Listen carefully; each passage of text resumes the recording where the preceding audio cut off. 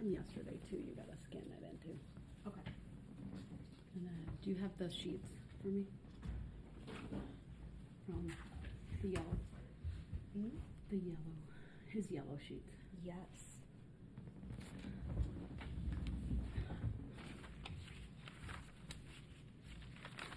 Isn't there a fourth one? There's more. No, there's one on your, I bet on your. Might be still in Yeah. there. Thank you. All right, it's 2 o'clock. I'll call the case. State of Wisconsin versus Darrell Brooks, case number 21 CF 1848. May I have the appearances, please? Good afternoon, Judge Sue Opper, Leslie Daisy, and Zach Wichow appearing for the state. I'm here without prejudice by special appearance. Beneficiary, I'm here under fraud, menace, duress, and extortion. Judiciary, Jennifer R. Durrell. This is a social security cestQ trust action which you are a real party and interest to as sui juris and propria persona. This is a military admiralty tribunal in maritime law under Title 4 of the United States Code Section 1, which you can see, which states placing of fringe on the national flag is within discretion of president acting as Commander-in-Chief of the Army and Navy. Is this a common law court or an admiralty court? The records reflect that the individual known to this court as Darrell Brooks is present in person in custody. He is wearing a dress shirt. I know he has a suit coat, but it's not on. He's also wearing a mask. The court is not going to address any of the issues that he is raising as they are meritless. I would also say the same as to the notes that he passed while he was in the other courtroom. For the record, I did provide a copy of all of those to the state as well. They are also uploaded into the file and are made part of the record. To the extent that he raises objections or lack of consent, it is noted for the record. I was about to do that and say that I don't consent to being called that name or identity. That is the trust name, and it is not me myself. I don't recognize that name, nor do I consent to being called by that name. With all respect, Your Honor. And we still have yet to address subject matter jurisdiction, which has yet to be proven on the record.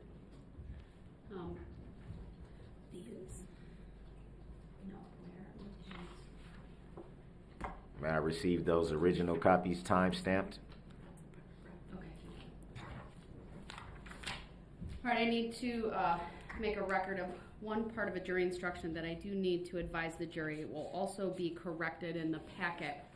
I believe within the last year, the jury instruction on credibility of witnesses was modified by the jury instruction committee, and it was just an oversight on the court's part to not include, it's really just one paragraph. It was read to the jury at the beginning of the case with the preliminary instructions, but it is a paragraph regarding implicit bias, and so I do think it's important to advise the jury of that. I intend to do that when they come out, and then again, the full instruction will be amended so that it's in the packet that goes to the jury. And Madam Clerk, if you haven't already, if you could print off page 72. It's the, it adds a paragraph before the last paragraph that starts with, "There is no magic way for you to evaluate the testimony." And again, I wanted to be consistent with the most recent version of the jury instructions and consistent with what was instructed or provided to the jurors at the beginning of the case. And so I will make sure that they have that and so advise them when they come out. Also, I will read instruction 160, closing arguments. Madam Clerk, if you could just make the change so that it's of parties. We missed that correction as well. So it's the closing arguments of the parties, not the attorneys. And so I will just make that correction and make sure it's... I accept the value in return for value of this document. And Your Honor, I requested that I have copies of my filings from earlier, time stamped. Mr. Brooks, I'll provide you with the copies later on. I need to continue with the instructing of the jury and have the parties make their closing arguments. Your Honor, with I all did- respect, the state received copies. How come I can't receive the copies of my filings? You know what? I can give you the print-offs, but I can't give you the originals right now. That's what I'm referring to, and you will absolutely get those back. I guess I was mistaken that you wrote copy on it. I thought you retained a copy for your records. So with that, Madam Clerk will print off from the record. It won't be the yellow copies just yet. I'll take that up later outside the presence of the jury after the case has been given to them. Now, in terms of the closing arguments, I did set a time limit for the parties yesterday. Each side will have a total of 1 hour. Mr. Brooks, so that you are fully aware, the party with the burden of proof, which is the state of Wisconsin, goes first. Then you, as the opposing party, will have an opportunity to respond and argue. And then, time limit willing, the state also has the opportunity to present rebuttal because they have the burden of proof. And that is provided with the excerpt from the bench book that was provided to you yesterday. It has the purpose of the closing arguments is to summarize the facts, marshal arguments, focus the issues for the jury. I just talked about the order of the arguments. The scope of the arguments are the content, duration, and form of argument are within the court's discretion. That's why I set a time limit of 1 hour for the parties. And Mr. Brooks, I will advise you that I certainly will wait and see how you present your argument today. I will certainly wait to see if there are any objections raised, but I also want you to be aware that if I feel the arguments are improper, I may simply, without an objection, say, please move on, as a clear indication from this court that what you are stating is not proper under the various rules and case law that govern closing arguments. Again, Your Honor, without prejudice, I'm here by special appearance. I don't consent to being called that name for the record. It's noted, sir. All right, then with that, I will have the go ahead. Looks like Attorney Upper has some issues she wants to raise. Yes, I just have one question, Your Honor. Would I have permission to put the easel up and display some of the poster boards? I did confer with Captain Dussault as far as security is concerned, and he agreed to it if the court would give me that authority. Where would it be displayed? He's going to put it like right here, and then you want me standing at this table during I do. Yes, so I would just position it like right here. And I don't have to leave it up through the whole thing. I realize it blocks the view of people in the courtroom.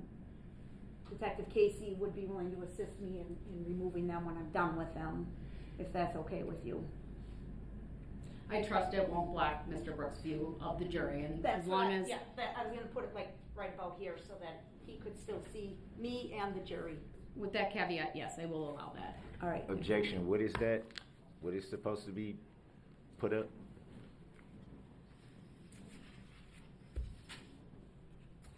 They were previously admitted, Your Honor. It's Exhibit 15 and 130, I believe. So are they exhibits? I'm confused to what they are. Mr. Brooks, I've made a ruling. The state has made a request. I've granted it. Yeah, but In I'm terms saying of- I don't understand what was being shown. Should not have the right to ask, to object and ask what it is that's actually going to be shown.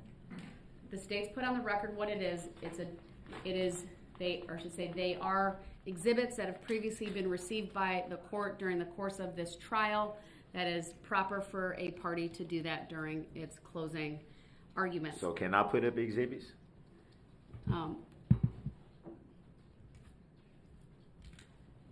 Mr. Brooks, I don't know what you have planned for your closing argument. I'm making a request, the same request. May I be able to put up Well, I guess it exhibits? depends on what it is, sir. So I'm not going to take up any more time because what I intend to do is, once the state goes through its closing. I may take just a short comfort break depending on how long it is. And if there's something in particular, what are you will need to tell me what it is. As long as it's an exhibit from this case, then I wouldn't have an issue with it. They would be from this case, obviously. It's just not nothing that the state has. I'm not aware of exhibits that the state wouldn't have, that you would have.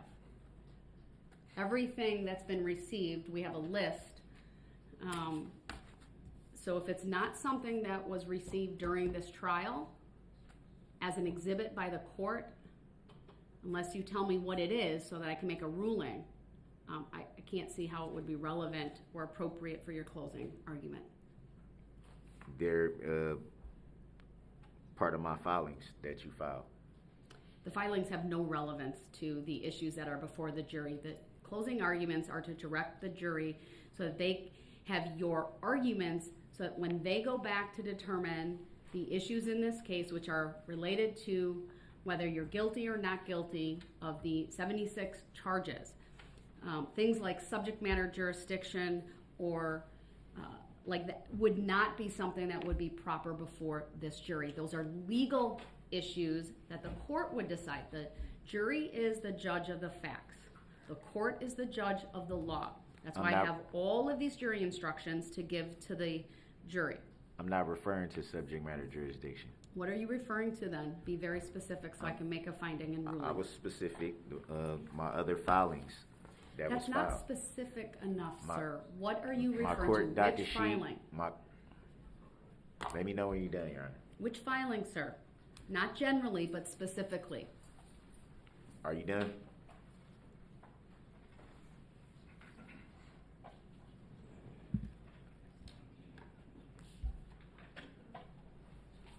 Are you done?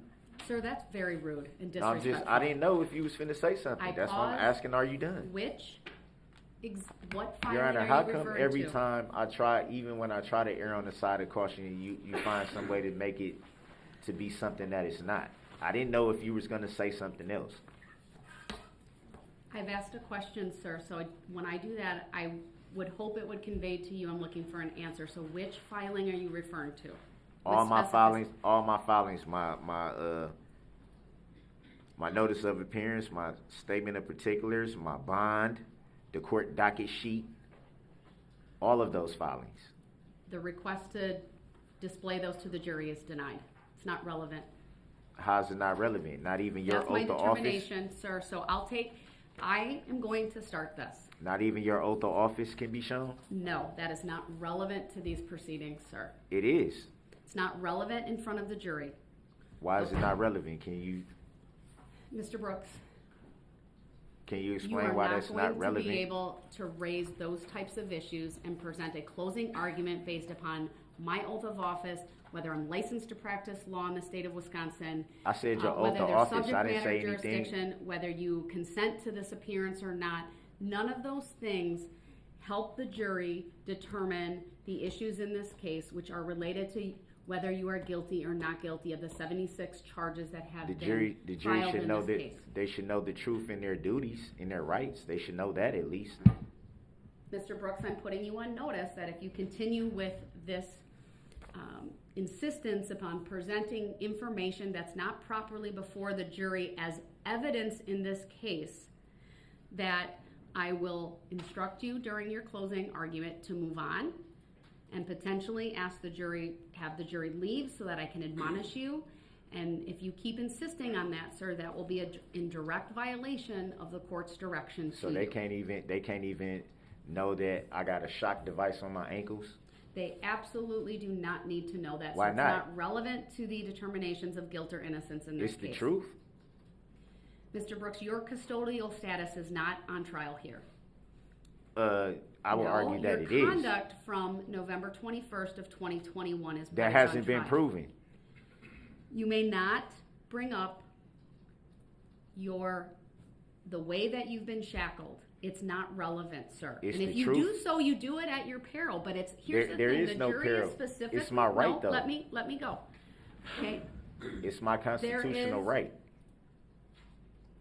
Just like There are under the certain First things Amendment, that which I you're- preserved my First Amendment right when I came in this morning, I also preserved my Right. Sixth Mr. Brooks, Amendment right. Please stop. You do not have an unfettered First Amendment right. That is very clear based upon What do you all mean the by case law. unfettered? What do you mean by unfettered? It I means don't. it is not absolute. It can be restricted. So the Constitution of the United States can be constricted.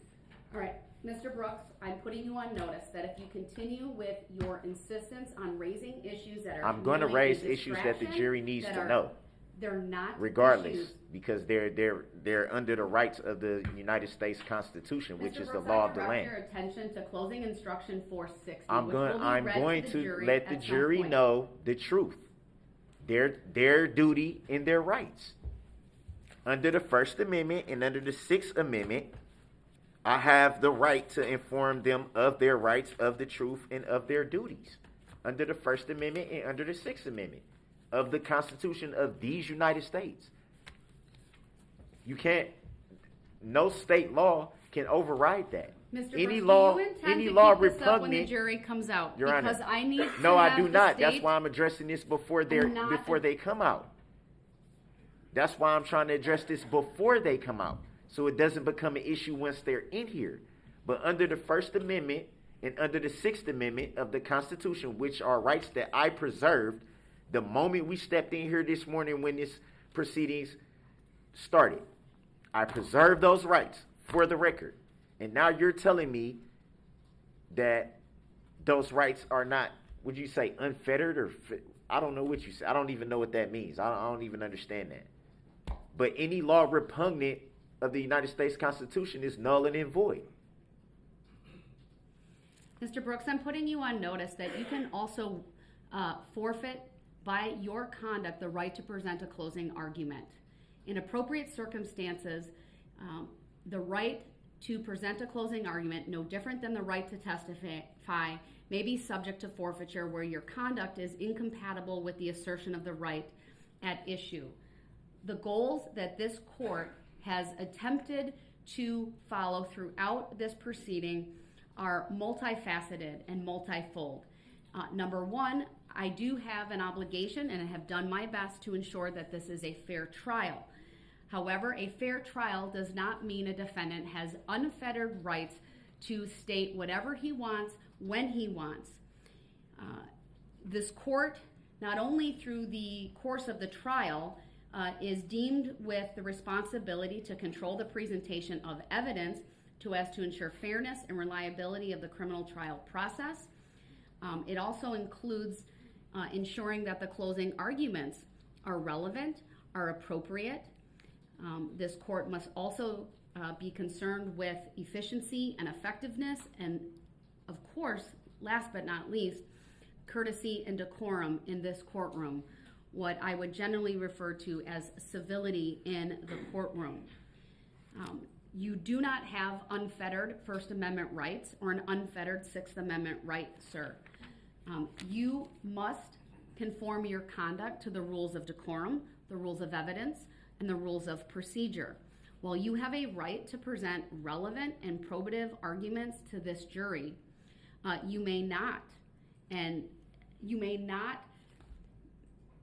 present arguments related to such things as jury nullification, subject matter jurisdiction, the court's oath or lack thereof, if that's what you believe, whether this court is a court of common law, admiralty, all of those things relate to your claim as being a sovereign, which are frankly baseless, they're meritless, they've been debunked by many courts, including the court in the Beneby decision that's been referenced by this court previously. I will give you a fair opportunity to present a closing argument, but again, it is not unfettered. The simple fact is, sir, this court can restrict your right to present a closing argument. This court has the authority under 906.11, under the various cases, including Illinois versus Allen, including Rock versus Arkansas, although Rock versus Arkansas and Chambers versus Mississippi dealt with the right to testify. There is a decision, I looked it up earlier, and I'll just pull it up and tell you the case site so that you have it. I would direct your attention to Herring versus New York, found at 422 U.S. 853, a 1975 case, although in a footnote, it does stand for the proposition that a defendant who has exercised the right to conduct his own defense has, of course, the same right to make a closing argument. That's quoting Ferretta versus California, or following the same logic from Rock and Anthony and Chambers, a right, even a constitutional right that a defendant has may be forfeited by conduct. This court, just like it attempted to do with regard to your right to testify and set up reasonable restrictions so as to meet all of the goals that the court needs to meet, will be as follows, and that is, again, sir, you may not bring up matters that are not relevant to the determination of guilt or innocence. That means evidence that was not presented and not received in this courtroom is not relevant to your closing arguments. It's not, the arguments must be based on the law, not as you interpret the law, but as the law is. You must base your closing arguments on the facts that have been established during this case, meaning the evidence, the testimony. As I indicated earlier, the purpose of a closing argument is to summarize the facts, marshal arguments, and focus the issues for the jury. It is fair that you comment on evidence, including arguing evidence to the conclusion or inference. It is your ability or your opportunity to convince the jury that you are not guilty of these offenses. You may not convey any idea that you have undisclosed information. Neither party may vouch for a witness or otherwise express personal belief or opinion regarding truth or falsity of any testimony or evidence. It would be improper to ask a jury to draw inferences that the parties know are not true. And your comments on evidence is limited to evidence in the case. You may not comment on facts outside the record or peculiarly within your own knowledge. And that is just some of the guidelines for determining the proprietary of arguments that I am guided by from my judicial bench book and all of the cases that are referenced therein.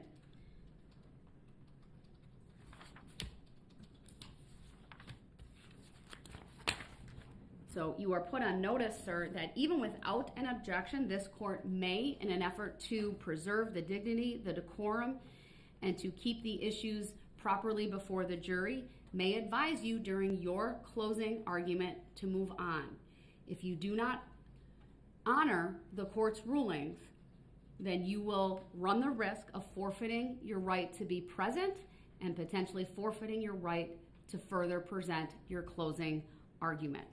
With that, I am bringing this jury out to complete the instructions that I need to complete, to add to the credibility instruction the paragraph on implicit bias, and to let them know the full instructions that they receive will have it, to read 160 closing arguments of the parties, and then to have the state go first as they bear the burden of proof. Now, Your Honor, I'll just let you make your record. I didn't overtalk you. I didn't interrupt you. Is that fair to say? I'll let you make the record. With all due respect, when will I be able to make the record? As I've tried to do numerous times by saying I wanted to present an offer of proof for my appeal. That's the chance for me to be able to make the record. I'm denying your request to make an offer of proof regarding your appeal. I'm not allowed to make required the to record give you at that all, Your Honor? opportunity, sir. I'm not allowed to make the record at all? As I just let you did, because some of the issues has told me what you want to do. I've told you you can't. I've addressed the request. Some of the issues have been me over talking you and interrupting you. I did not do that. Even though everything that you said, you have not proven for the record, and it's unlawful law. You haven't shown one time that that's that is lawful for you to do what you've been doing as Mr. far as Brooks, your rulings. Once again, I'm not going to debate with you the prior rulings of this court. There's absolutely no need at this point for you to Your make Honor. an offer of proof regarding my prior rulings or decisions that you disagree with. Your Honor, You I'm will have an going to opportunity, inform- if I'm going to convicted, inform the raise jury- every issue you want on appeal. I'm going to inform the jury of the truth, their duties, and their rights, as I have the right to do under the First Amendment and under the Sixth Amendment. You can't just disregard the United States Constitution. You can't do that. Again, any law repugnant of the United States Constitution is null and void. There's no state law that you can cite. There's no federal law that you can cite that overrides the United States Constitution. You Mr. know Brooks, I this. direct your attention to State versus Anthony. Although that case dealt with the right to testify. Okay, so its we're not reasoning talking is about the right to equally testify. applicable. We're talking about the closing arguments, correct? We're not talking about testifying, which you Mr. already Brooks, made a I'm ruling not going on. to delay You any already further made a the ruling closing on. arguments But of Your the Honor, parties. with all due I will respect, address your further request with all due once the respect, state- you already made a ruling about testifying. Did you or did you not? Mr. Brooks, So we're talking about now, we're talking about closing arguments that I said it's my right to be able to inform the jury of the truth, their duties, and their rights. That is my constitutional right. Mr. Brooks, You we are can't at the tell stage me of the I can't- proceedings where it is the state's burden of proof where they get to make their closing argument. We're talking first. about me though. I understand that, sir, but I'm going to inform your them of the conduct truth. right now is delaying I'm not attempting the court's to delay intention anything. of moving I let forward you, with Your the Honor, closing argument. I just sat there and let you make the record. I didn't overtalk you or interrupt you. I let you say what you wanted to say. I let you make the record. I didn't interrupt you not one time. No, but sir, you're attempting to disrupt the proceedings by I'm going not off on a attempting to tangent disrupt into anything. all of these other issues. How- From my how am I- perspective, that is in an how am I attempt being dishonored? to simply How am I being delay in what we're dishonor? doing. How am So I being you are in put dishonor? on notice. I am done dealing with How am I these being in dishonor, issues. Your Honor? How am I being in dishonor of the court? Mr. Brooks, I've made my determination. And have I'm I not going preserved to my address rights? this further. Have I not preserved my rights? If you insist on interrupting the court and disrupting the flow of these proceedings by a blatant disregard for the parameters that I've set up, you will forfeit your right to be present in this courtroom and potentially forfeit your right to present a closing argument. Under what lawful law can you do that? Sir, I've You made can my hold me in determination. contempt by Illinois versus Allen. You can do that. You've stated that numerous times. Mr. Brooks, I want you here for the closing arguments, but Apparently you you do don't. not want Apparently to you follow don't, the Your Honor, rules. because all I said was it is my right under the First Amendment and the Sixth Amendment to inform the jury of the truth, their rights, and their duties. I never once said anything about, oh, I'm going to bring up subject matter, or I'm going to bring You're up right, this, sir, and or I'm I going to will bring wait up and that. see what you have to say. But I thought it prudent, given your conduct to date and your insistence on bringing up issues that have no bearing in this case. This is a new They're not day, though, Your relevant. Honor. This They're is a not- whole new day. That it was prudent on my part to give you some guidance before you potentially do that in front of the jury. But Okay, you're right. but- I will wait and see. Your Honor, it's But still, I need to get going. it's still and I'm going to, unconstitutional for sir. you to So tell me that you I don't need to have be the First quiet. Amendment right that I preserved, or the Sixth Mr. Amendment Brooks, right I'm that I going to have preserved. the jury brought out. I expect that you will be respectful, courteous, and quiet. Or I'll be And held when in this door contempt. opens, Or I'll be held in if contempt. you insist on making remarks, then I will excuse everyone from this courtroom and you will be removed because you will forfeit your right to be present for being disruptive. Under what lawful law? That Because is I my haven't been ruling. dishonorable to the court. Madam Clerk, please have the jury brought out. Well, take me to the next courtroom then. Take me to the next courtroom, because you're not going to override my constitutional rights just because you feel like you can, and you don't have no lawful law to do that. We all have constitutional rights, and you cannot trample Mr. on Brooks, those. what you are raising are essentially issues that you can raise on appeal. No, I'm raising them now because they need to be on the record now. Because you won't allow me to make the record as I've let you do. You've even went so far as to mute Mr. me, Brooks, the which you jury can't is even. coming There's no out. lawful law to say that you I'm can even advising mute me. you to be quiet. They're coming Your Honor, out. does Illinois versus Allen say that you can utilize the mute button? It does not. Mr. Brooks, So when you're- the door you're- opens, I expect you to be quiet You're, and you will you're, forfeit and I your right expect to for be you present. I expect for you to answer questions as a public servant, Your Honor. You're a public servant. jury's coming You're in. supposed to serve the people. All right. Take me to the next courtroom. Please, take me to the next courtroom. Hold me in contempt. Hold me in contempt. Hold me in contempt. Hold me in contempt. I have constitutional rights that are being trampled on, and you're coming up with ways to make a lawful law where it doesn't say in Illinois versus Allen anywhere about utilizing the Records mute button. reflect that the jury bailiff is in here, however, the jury is still in the hallway. I'm gonna give Mr. Brooks one more opportunity to be respectful of the court's rulings, whether Your he Honor, agrees with them I or haven't not. dishonored the court. I'm merely exercising my rights under the Constitution, under the First Amendment, and under the Sixth Amendment. Mr. Brooks, your rights do not include you disrupting these proceedings I'm the not, way I'm that not you have through disrupting the the course proceeding. of You just 3 told me weeks. you don't have to honor my constitutional rights in so many words. You're using a mute button Mr. that's Brooks, not the even in your jury is decision. outside this door. They're not brought in I'm yet. informed that I'm the jury. I'm asking informed you that the jury to is be outside the respectful door. of their time. They're not in the courtroom. I'm They're not asking you present. to be respectful of the court's ruling, They're whether not you present. agree with These it are or issues not. that need to be resolved before they're present. Mr. Brooks, they will not be resolved to your satisfaction. It's not about my The satisfaction. record It's has about the been made. Constitution. It's about what's right. Are you going to Are you going to follow the answer court's questions as a public requirement? servant on why you're making up laws that are not in the Illinois versus Allen and never utilized the the jury mute button can and go never back said to the anything jury about a room. mute Thank you. button? It is clear Why that am I Mr. being Brooks has muted? absolutely no intention of following the simple rules of decorum and courtesy. He has repeatedly talked over me. He's repeatedly interrupted. Even though I've made rulings, he's not respectful of the fact that I made a ruling, even though he disagrees with it. How can you I make attempted it? to bring the jury out, How can you and utilize a he mute button? continued to talk. That's So, Mr. Brooks, you Your have Honor, forfeited your right to is be that- present for the state's is that closing not? argument. Your Honor, You will can be you answer taken this to question? the courtroom next As a door, and I public will servant- invite you back over when it's time for your You closing can't invite me arguments. back over. I can reclaim my right. So how can you invite me All to right, do the anything? courtroom is to be cleared so that Mr. Brooks can be removed to the next courtroom, and I'll make appropriate findings when he's in the other Yeah, courtroom when I and can you'll do mute so me, which you without can't lawfully do. interruption. You can't lawfully mute me. So now you're trampling over my First Amendment.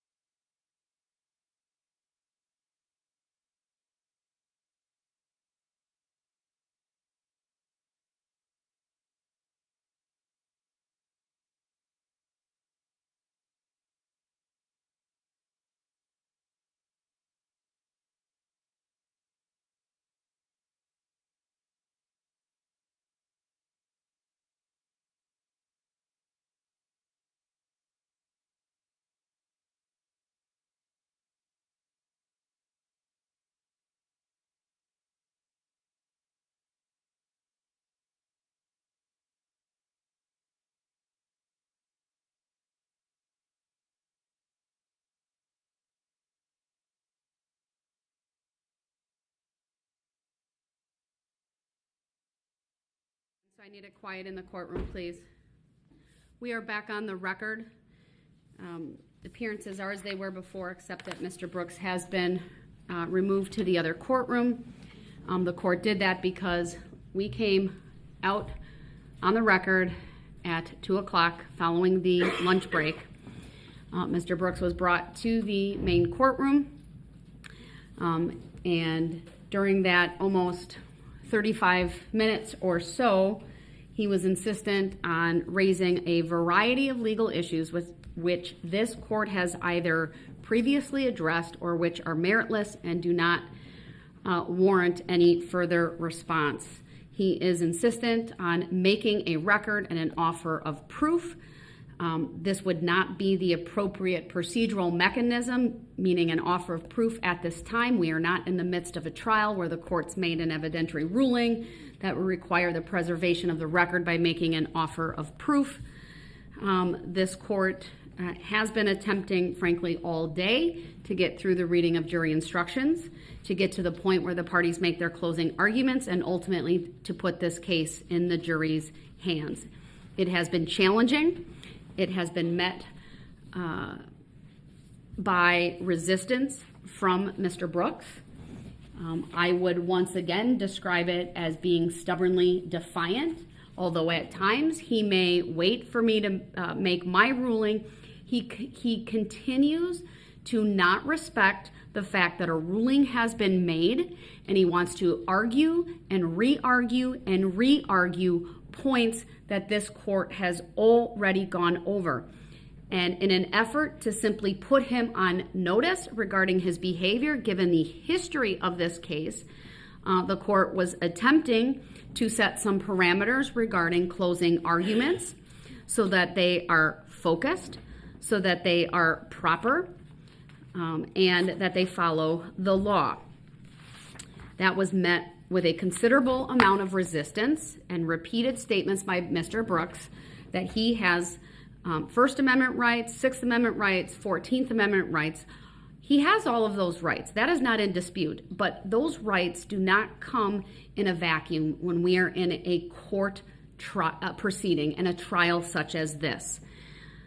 The rules of evidence, the rules of procedure, the rules of courtesy and decorum all apply. And this case has demonstrated that a stubbornly defiant defendant can forfeit even important constitutional rights by conduct. That includes the right to be present. It included the right to present further witnesses and testimony, and it included the right of the defendant to testify on his own behalf. I hope that I do not have to go through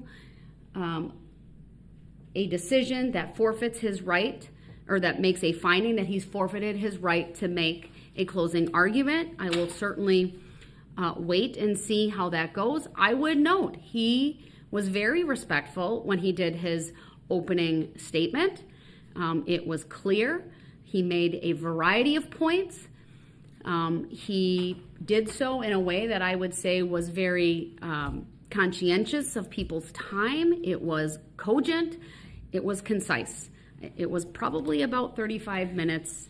I may be off a little bit, but that's what my memory is. It wasn't overly lengthy.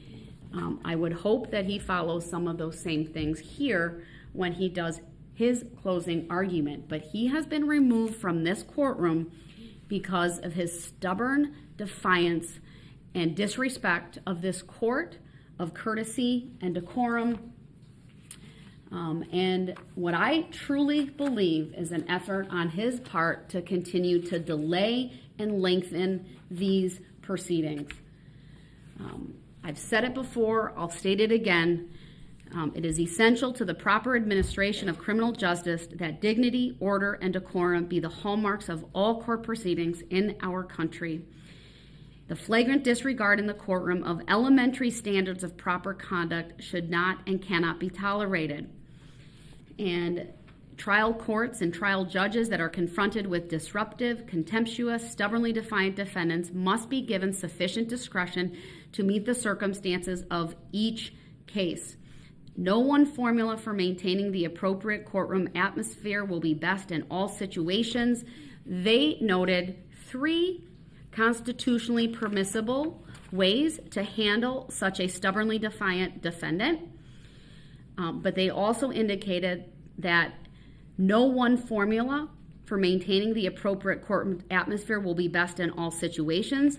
I've noted this before. This is a case from 1970. The technology that we now have in this brand new courtroom was not available then. I have the ability to have Mr. Brooks appear from the other courtroom by way of audio and visual means. We can see him, he can see us. I've confirmed prior to calling the case that the audio was working, that the video is working. The one camera, there's 4 cameras in my courtroom, there's 4 cameras in his courtroom. However, it is set to 1 camera since he's the only individual there, other than the bailiffs, but I'm talking about as a party to the litigation. So the courtroom, the cameras in my courtroom include one that would normally be on the witness stand that has been zoomed out so as to capture the large majority of the jury box. I even adjusted the camera that's on the state's table so that the exhibit that's currently up to my left, her right, Attorney Opper, is viewable in the camera angle. And she is still present within, meaning viewable within that as well. And although I've made a finding that he has forfeited his right to be present for the state's closing argument, I'll find that the technology that I have available, it is that his appearance from the other courtroom is the functional equivalent of appearing in this courtroom and being present due to the technology that is available.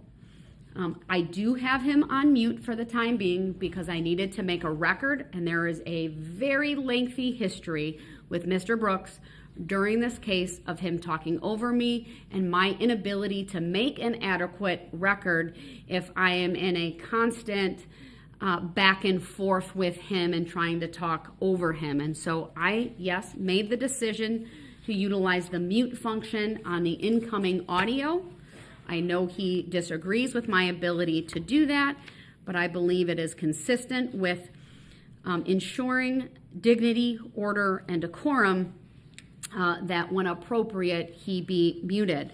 I will advise Mr. Brooks once again that although he has lost his right to be present in this courtroom, he can reclaim the right to be present as soon as he is willing to conduct himself consistently with the decorum and respect inherent in the concepts of courts and judicial proceedings. That includes not interrupting the court. That includes respecting when the court renders a decision by way of an oral ruling, even if he disagrees with it. So with that, I will advise him that once the jury is brought out, I will unmute him. I expect that he will be respectful of them, and I expect that he will not interrupt as the court goes through the couple of final jury instructions I need to go through, including the reading of jury instruction 160, closing arguments of the parties. And then I will turn it over to the state, but I will unmute him at that point. So should he have an objection, he will be able to state objection. I will be able to rule on it. And again, I expect him to honor whatever the ruling that is made. And if he does not do that, then I will utilize the mute function. If he doesn't have it, we'll make sure he has the objection sign. And if I see that, I will unmute him to hear what it is and then make a ruling accordingly. Attorney Hopper. Your Honor, 2 quick things. Please, could you confirm that the audio and video are working in the next courtroom? And the clerk's shaking your head, they've done that. Thank you. I don't know if you want to do it now or at a later time, but I think we should make a record as I will be displaying a PowerPoint during my closing argument, throughout my closing argument, and I'm not sure how that is projected in the next room or how it affects what we see in this room, Your Honor, but we should make a record of that at some point. Thank you. My understanding is Madam Clerk has the ability, so that is displayed not only here, but in the neighboring courtroom.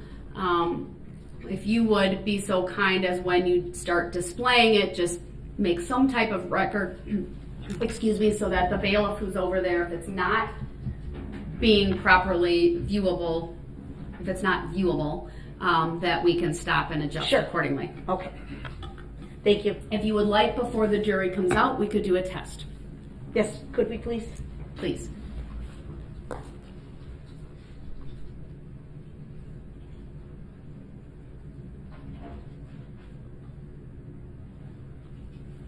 Madam Clerk, would you confirm with the clerk over there that the PowerPoint is also viewable? They can see it. All right, and it should be similarly to what we see.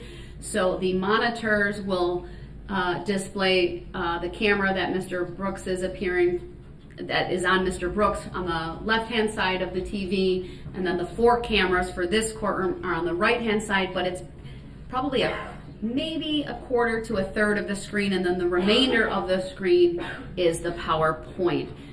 The monitors in the courtroom that Mr. Brooks is in are no different than what they are here. He would have one at the table, but there would also be the very, very large TV monitor above the clerk over there. Well, it's smaller, and then the very large one over the witness stand. So it would be very similar to what is here if he were present in this courtroom. And again, I know that the diagram, it's probably not the most easily seen from a camera, but it's really no different than what I'm looking at the moment. So I appreciate you asking that I make a record of that.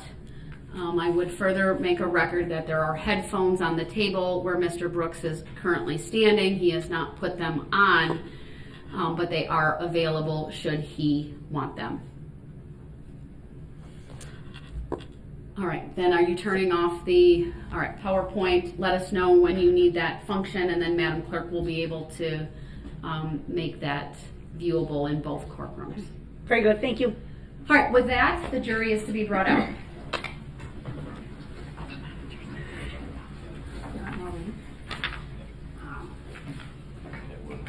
Okay.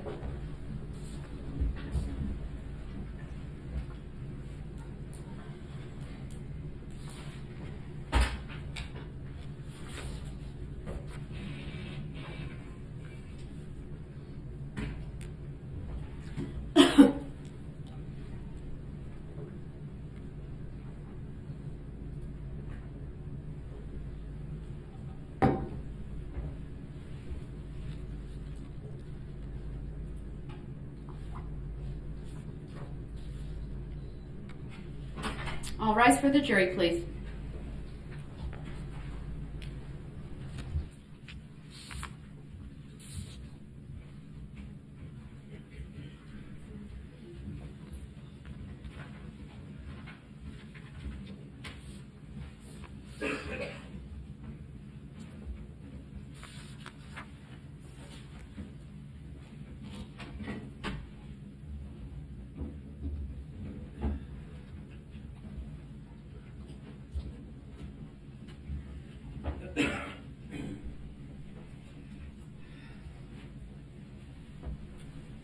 Thank you, everyone. Please be seated.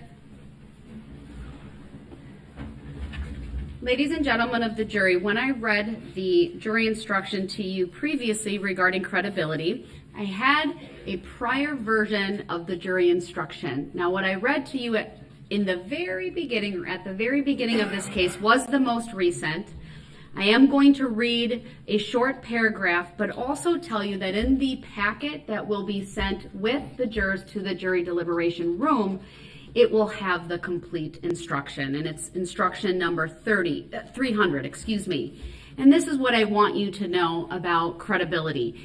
In your determination of credibility, you must avoid any and all bias based on the witness's race, national origin, religion, age, ability, gender identity, sexual orientation, education, income level, or any other personal characteristic.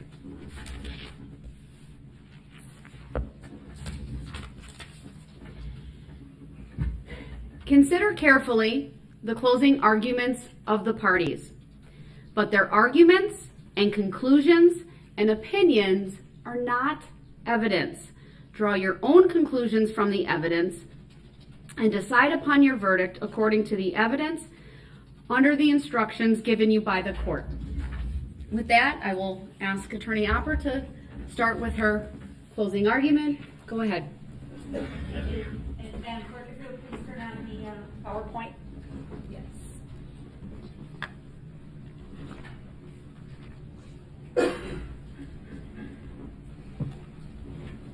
Oh, hold on one second. Mr. Brooks, do you have an objection? I thought I was supposed to be unmuted. You are now. All right. Attorney Opper, you may start. Thank you, Judge. Good afternoon, everybody. It's kind of nice to stand here in the middle of the courtroom. You know, all week or the last 3 weeks, they shoved me at the end of the table because I'm the lefty in the group. It's nice to be able to look at you all and say thank you. Truly thank you. Each and every one of you, I want to express our sincere gratitude from the prosecution team, myself, Deputy District Attorney Leslie Basie, Assistant District Attorney Zach Woodshow. There's no one in this courtroom that does not realize the sacrifice that you've made serving your community in this very important task. You've put your lives on hold. I don't even want to hear from your bosses. Thank you. You've watched these proceedings and you've noticed as we sit at our prosecution table, we don't have a client at our table. But rest assured, we do represent someone. We represent the people of the state of Wisconsin. It's an entity. I can't bring it to the courtroom. People enact laws. People want to feel safe. People have representatives in Madison or Washington, D.C. that set standards, rules that we all are expected to live by. And when those rules are violated, prosecutors step in and enforce the law. Darrell Brooks does not represent anybody. He does not have a client. Darrell Brooks is the client. Darrell Brooks is the defendant. The state of Wisconsin is the plaintiff. It's really that simple. And it's consistent with any other criminal case you've ever heard about at any other time in any other jurisdiction. It runs the same, no matter what state or federal. I'm going to ask you for your guilty vote at the end of my comments. It's up to you. I can't tell you to do anything, except I'm going to say one thing to you that I wholeheartedly ask you to obey. Attorney Opper, I'm sorry for the interruption. Your objection, sir? Mischaracterization of who I am and the way it was said. I feel like it was talking down. All right, your objection's noted. It's overruled. The state may continue. You must not consider anything about Darrell Brooks other than his conduct in downtown Waukesha on the evening of November 21, 2021. Nothing he's done before that, nothing he's done since that. When you go back to that deliberation room, please obey Judge Doro. Confine your comments to his conduct on November 21 of 21. Is he guilty of the 76 counts that he's been charged with? That and solely that should be your topic of discussion. So, what are the charges against Darrell Brooks? Thank you for your patience in listening to the jury instructions. They must be read. for each and every count. But sadly, they can be summarized very quickly like this as far as the actual counts. Counts 1 through 6 are first-degree intentional homicide while armed with a dangerous weapon. Counts 7 through 67, first-degree recklessly endangering safety while armed with a dangerous weapon. Counts 68 through 74, hit and run causing death. Counts 75 and 76, bail jumping, and count 77, battery. Whoa, whoa, whoa. Mr. Brooks, what is your objection? I have 76 charges, not 77.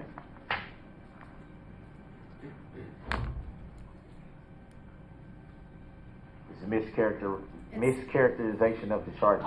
That is correct. It is sustained. It should be count 68 through 73, I believe, and then 74 through 75, and then 76. Thank you, Your Honor. I do apologize for my math skills. 68 through 73, 74 and 75 are bail jumping, and 76 is battery. I apologize for that misstatement. We're going to talk about counts 1 through 67 in detail. Counts 68 through 73, hit and run causing death, in my opinion, are easily summarized as this. He never stopped. Never. Bail jumping, he was out on bail for 2 files in Milwaukee County facing felony charges there. He was ordered to not commit any further crimes. If you believe he was involved in any of the conduct charged in counts 1 through 67, you should find him guilty of bail jumping. Battery, that relates to the split lip and black eye suffered by Erica Peterson. We told the story kind of backwards. We started with the battery for background.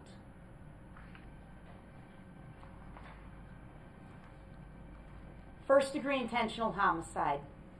You've seen this in our opening statement. You've heard it from Judge Dorow. Did Darrell Brooks cause the death of the victim, a victim?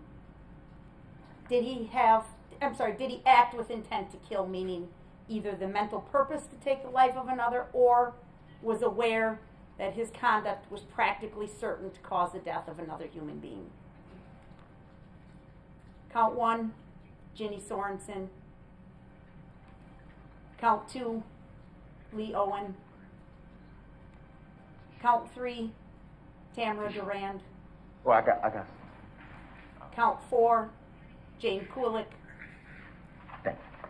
Count 5, Bill Hospel.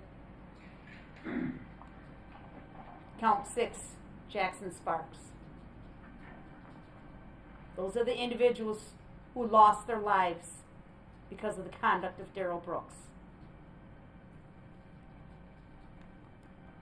From there we go to reckless endangering safety. What is that? In this case, it means that through his reckless driving, he endangered the safety of other people. And he did so demonstrating utter disregard for human life. Now, behind me is State's Exhibit 15. It's also on the PowerPoint. If you choose, you may have this chart with you in the deliberation room to help you walk through each of these counts if you find it helpful. It's up to you. If you don't want it, you don't have to have it. But it will be available for you if you ask for it. And it'll take you, as we did in our presentation of the case, right down Main Street and address all the counts that were involved, all the counts that were charged. To prove reckless endangering safety, and I'm just going to go back one slide, nowhere do you see there that we have to prove any degree of injury to anyone. Never once did Judge Dorow instruct you that somebody has to be physically injured. Now, Detective Casey told you that was the standard we used in deciding of all these hundreds of thousands of people who is included in these charges. And a decision was made by the prosecution team to include people who were physically injured to be efficient in our prosecution.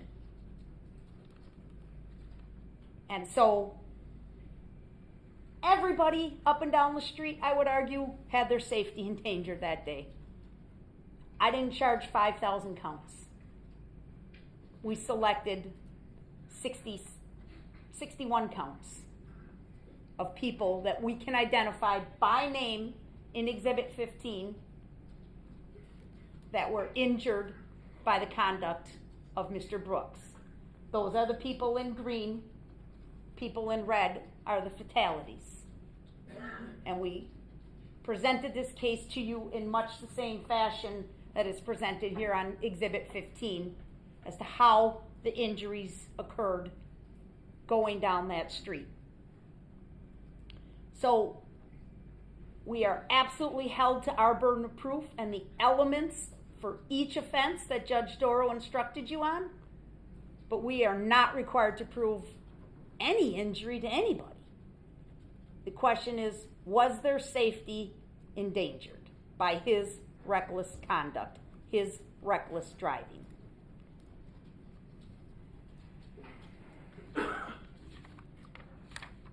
Now, some of the groups, it's pretty easy.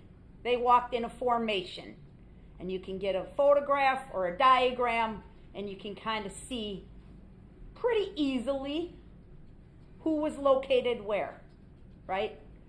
And you can think back to the videos that you've seen for each of these groups and remember, and you'll see them again, the path of the vehicle as it went through each of these groups. This is South Band, of course. All of these names that are being displayed on the PowerPoint Exhibit 21 are on Exhibit 15 in green for Waukesha South Band. Pretty much the whole left half of the formation was endangered by the safety of Darrell Brooks driving up the side of that band. The Extreme Dance Team. It's a little difficult to read, but again, this chart was marked as an exhibit. It's exhibit number 33. If you want it, you can have it in the jury room. The names on this chart will match the names for the Extreme Dance Team on State's Exhibit 15. All of the girls that were struck and injured as they marched with the Extreme Dance Team, plus some people on the back that were handing out candy or serving in support roles as the unit made its way down the street. The Dancing Grannies, State's Exhibit 54, the formation that they marched in, who was located where, and your recollection of how that SUV zigzagged through that group. And you can just see the names and match it up to who was injured and killed versus who wasn't. Now, one of the big things in this case has always been, why did this happen? What was he thinking? Why did he do this? Again, those are things I don't necessarily have to prove to you.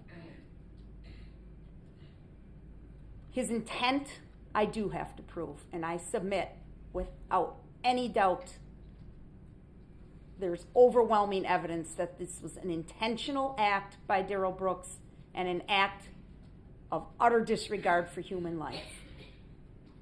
I say that for these reasons, folks. Number one, first and foremost, just stop driving.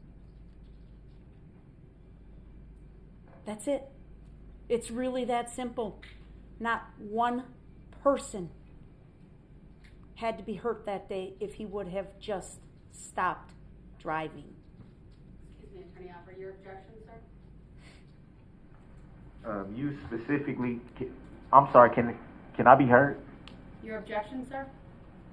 Oh, I didn't know if I was on mute or not. You're not? You specifically said in your jury instructions that intent cannot be, you can't look into someone's mind, I think is what it says, to find intent. So how could that be characterized as someone knowing for sure intent or not knowing for sure intent? You're making an argument. You'll have an opportunity to do that later. Your objection's noted. It's overruled. The state may continue. I apologize. We showed you at the very beginning, remember our first witness was Sergeant Warner, the man who was the incident commander for the parade. We put up another map. I think it states Exhibit 1. You can have that if you want it. Shows all the positions of all the police officers and the reserve officers, the barricades, the squad cars. How do I know it was intentional?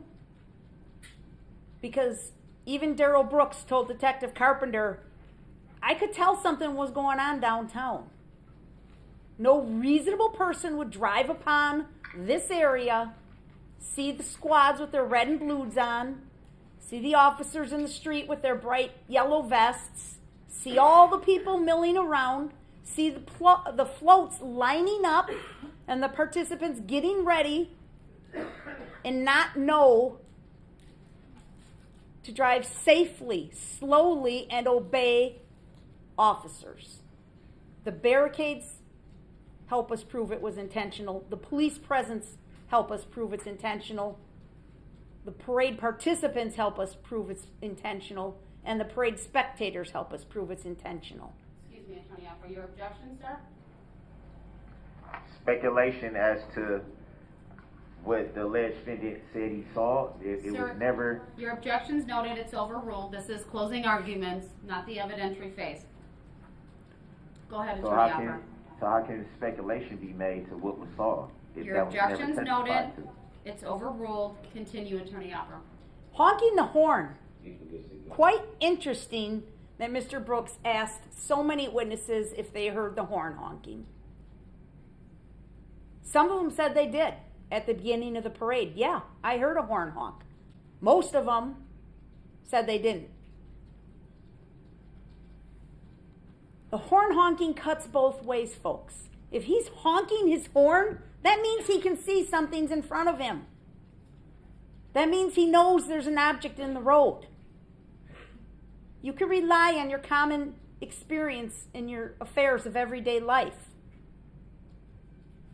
If you see something in the road and you want to alert the other person to your presence, you will honk. But you do not have the green light to then just keep going if they don't move. He knew they were there. Intent.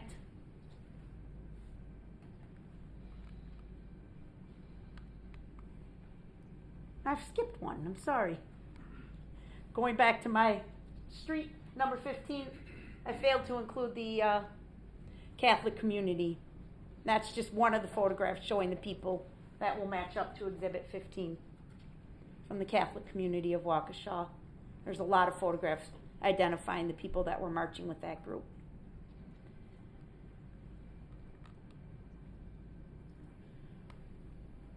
The parade started. This is the starting point, or at least near the beginning, right? This is the area.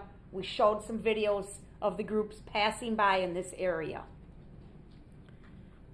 We heard testimony from 4 different police officers standing in 4 different spots near here, telling of their 4 different efforts to stop him. Intentional. Sergeant Warner's back here testified that this red SUV blew by me. I waved both arms over my head. I'm in a police uniform. I have an unmarked squad, but I have my red and blues on. And he blew past me. He gets down here to the corner where Detective Casey is standing. Detective Casey runs out into the street, gets close enough to put his hand on the hood of the car. He keeps going. He comes down, turns onto Main Street, gets in this area of East Avenue to the south and Buckley Street to the north. This is where he encounters Officer Schneider and Officer Buttrin, they each make a separate effort to stop him, and he keeps going. 4 police officers. It's intentional.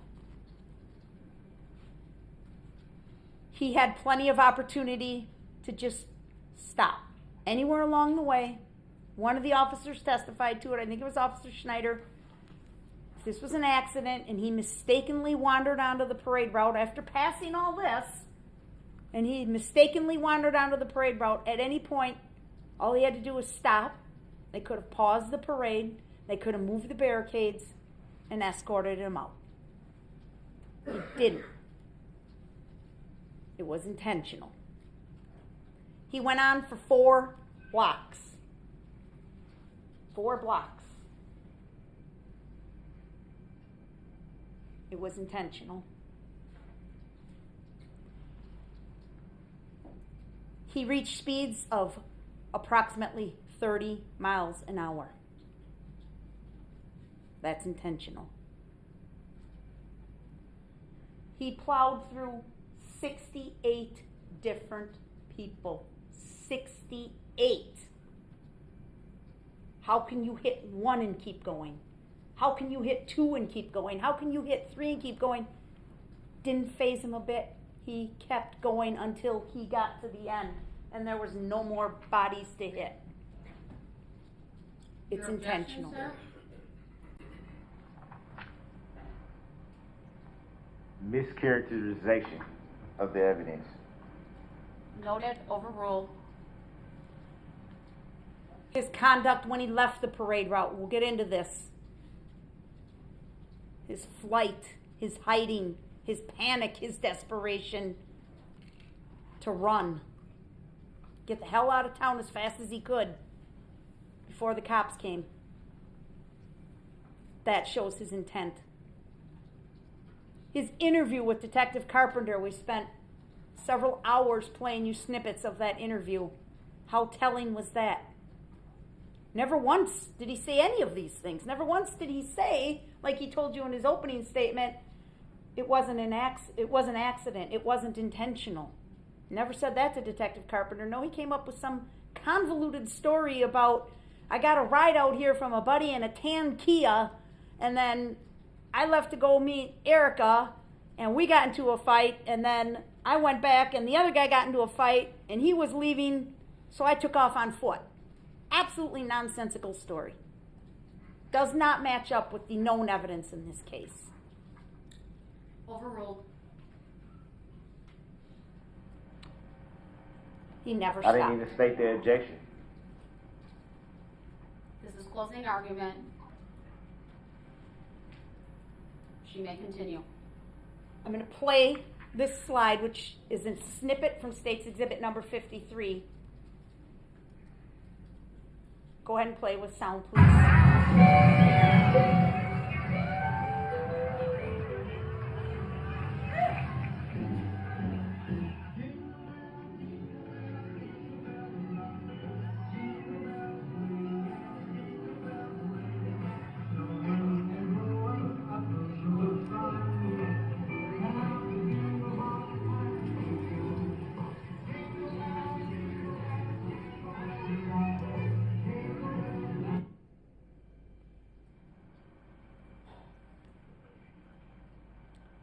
That was just a snippet that I selected because I thought it really captured the environment that so many witnesses tried to explain to you, right?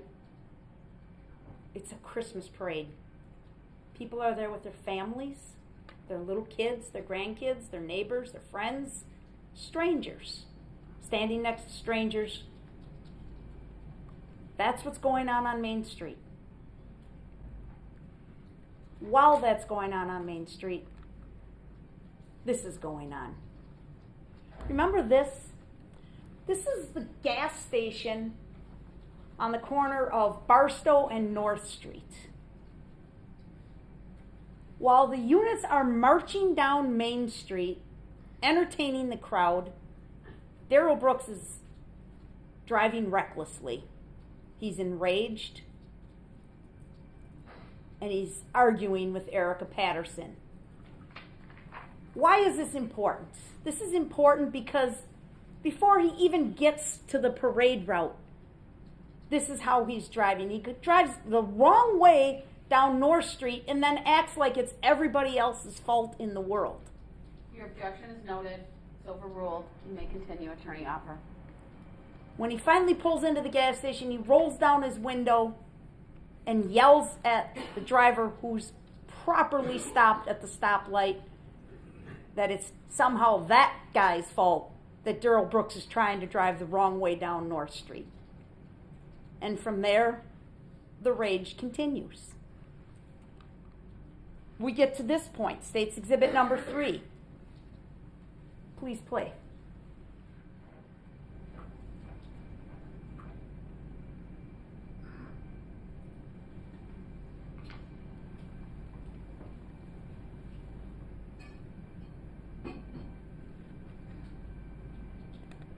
The video is playing. You can see the pushing match between Darrell Brooks, Corey Runkle, Erica Patterson, and Nick Kirby.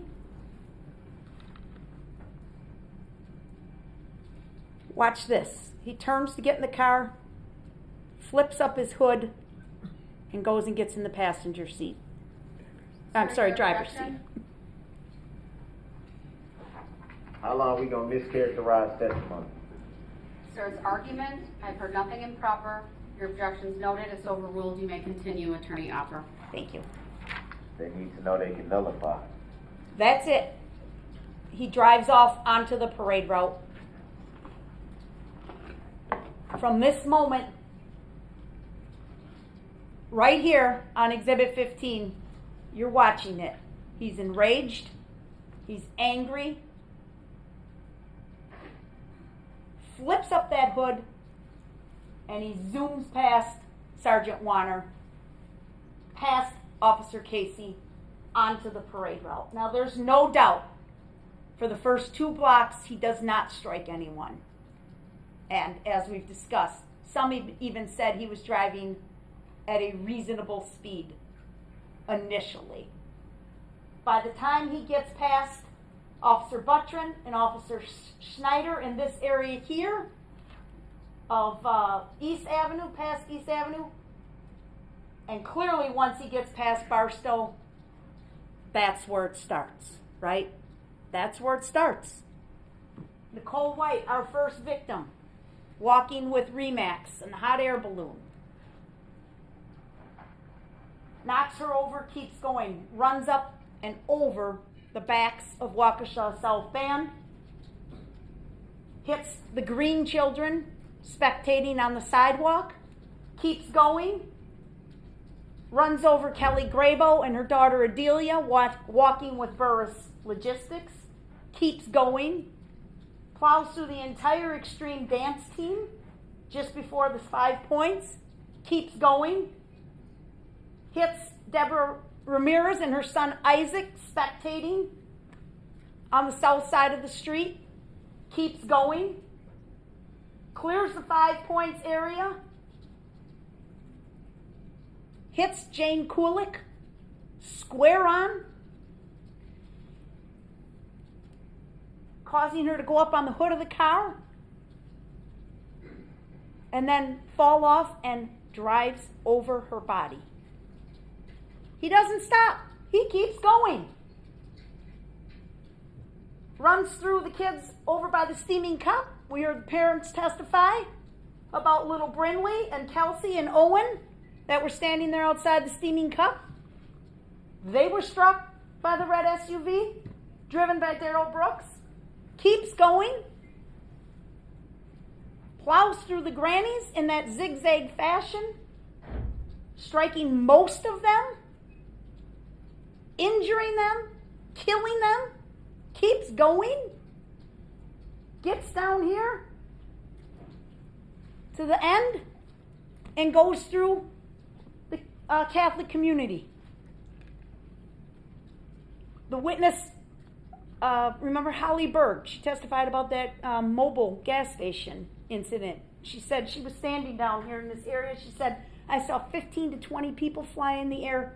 They look like bowling pins. And when you saw the video, She's absolutely right. It's a terrible description when you think these are human beings, but that's exactly what it looked like.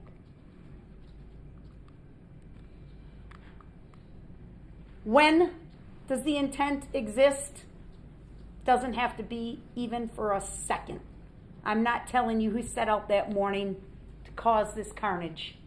But when he became enraged back here, he didn't give a damn who or what was in his way. He intentionally went on. I'll show you. Motive. I don't know why he did this. Folks, I don't know why. Other than the rage. He's right. You cannot read minds. Neither can I. But the law doesn't require you to. The law gives you a way to reach a conclusion as to what is somebody thinking. And it's right here. Decide it based on his acts, words, and statements, and from all of the facts and circumstances. I've already been through many of them. I want to show you what I mean. Look at this. Was there room for him to get out? This is way back at the beginning. This is Officer Buttrin's squad video. Way back at the beginning. That's Buckley Street here that you're looking at. Look at those barricades. Look at the sparse crowd. And there's Officer Schneider in her yellow fluorescent vest on the left side of the picture, about to run into the street and stop him.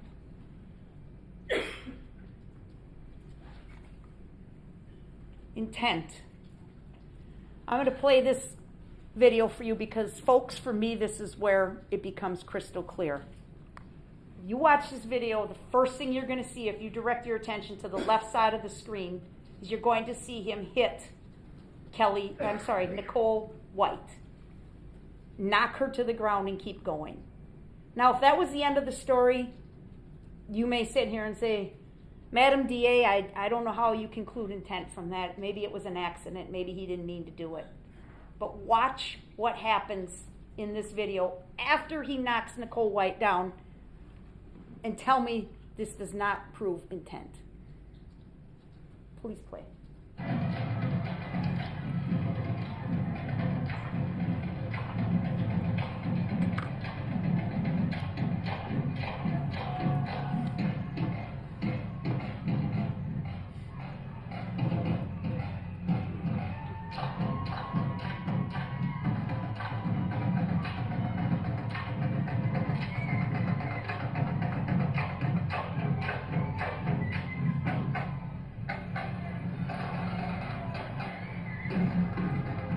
Keep watching the left side of your screen.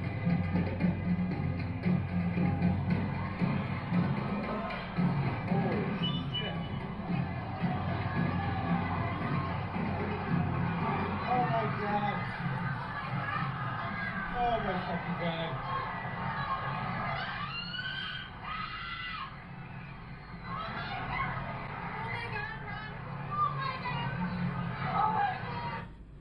That's intent, folks.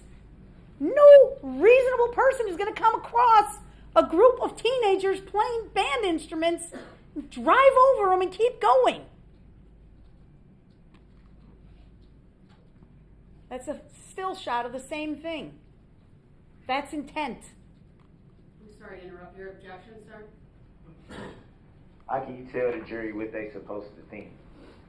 Proper argument, your objection's noted, it's overruled. You may continue. I will argue that it's, Attorney Alper. I would say that it's improper, and I move Mr. for a Brooks, I made mistrial. my ruling. I'm going to mute you if you don't follow the rules. Exhibit I move for a 1, mistrial. Exhibit 152. Clearly intentional conduct. 52. Clearly intentional conduct. States Exhibit 93. We asked the court to take time to have you go look at this car in person because it's remarkably amazing that this damage was caused by human beings. That's intent.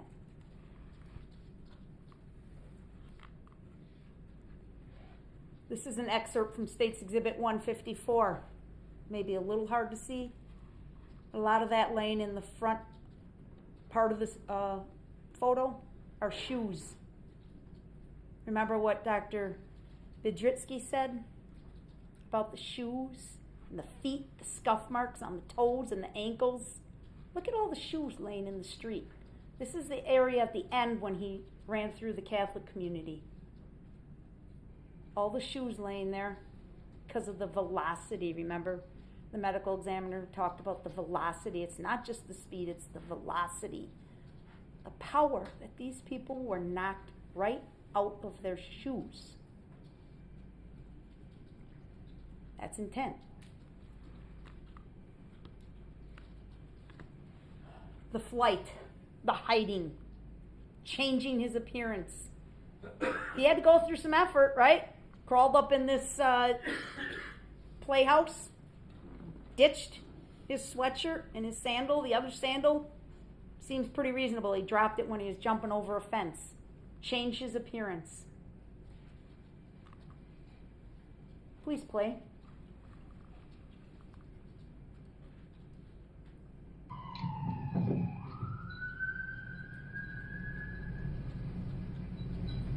Excuse me.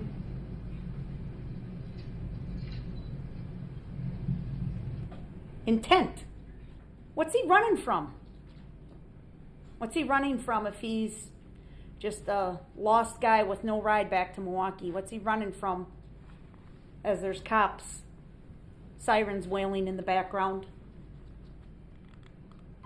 Whoops, that was me.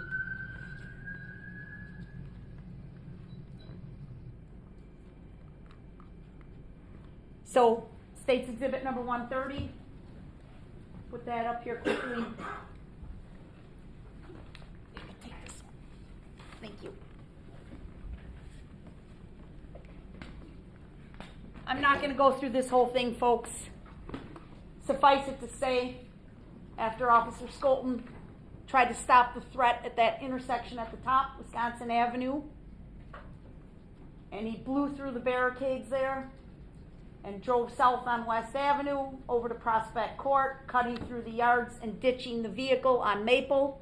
You heard all the testimony about the commotion on Maple. The eyewitness testimony from Officer Sailors, off-duty police officer who saw this, saw the defendant, Darrell Brooks. He identified him for you in this court. Get out and run from this car. And how we tracked him through the neighborhood. And again, the desperation, whether he had to ask or use veiled threats like, I won't hurt you, but I need your phone. He was absolutely desperate to get out of there until he took refuge in the home of Daniel Ryder. Now remember the interesting thing, folks, none of these witnesses in this area knew anything about what happened at the parade. None of them were there. None of them were there. So some of them tried to help, some of them didn't. Daniel Ryder did, and it's actually probably a really good thing that he took him in because it stalled, right? It stalled him from keep running, kept him in one place until the cops could close in and get there.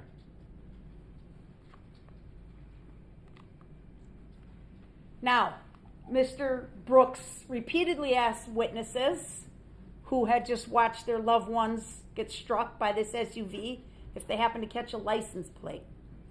State's Exhibit 150, there's the front license plate. Definitely a little blurry, but definitely you can make it out. State's Exhibit 151, there's the rear plate. State's Exhibit 175, there's Darrell Brooks in his music video with the same car and the same license plate. There's the key to the Ford that was found in Darrell Brooks' pocket.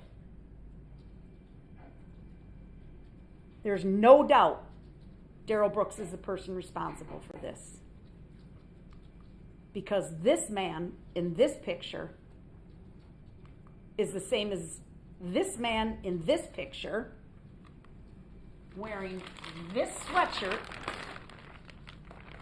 And again, it's a little hard to see, but you can ask for these exhibits.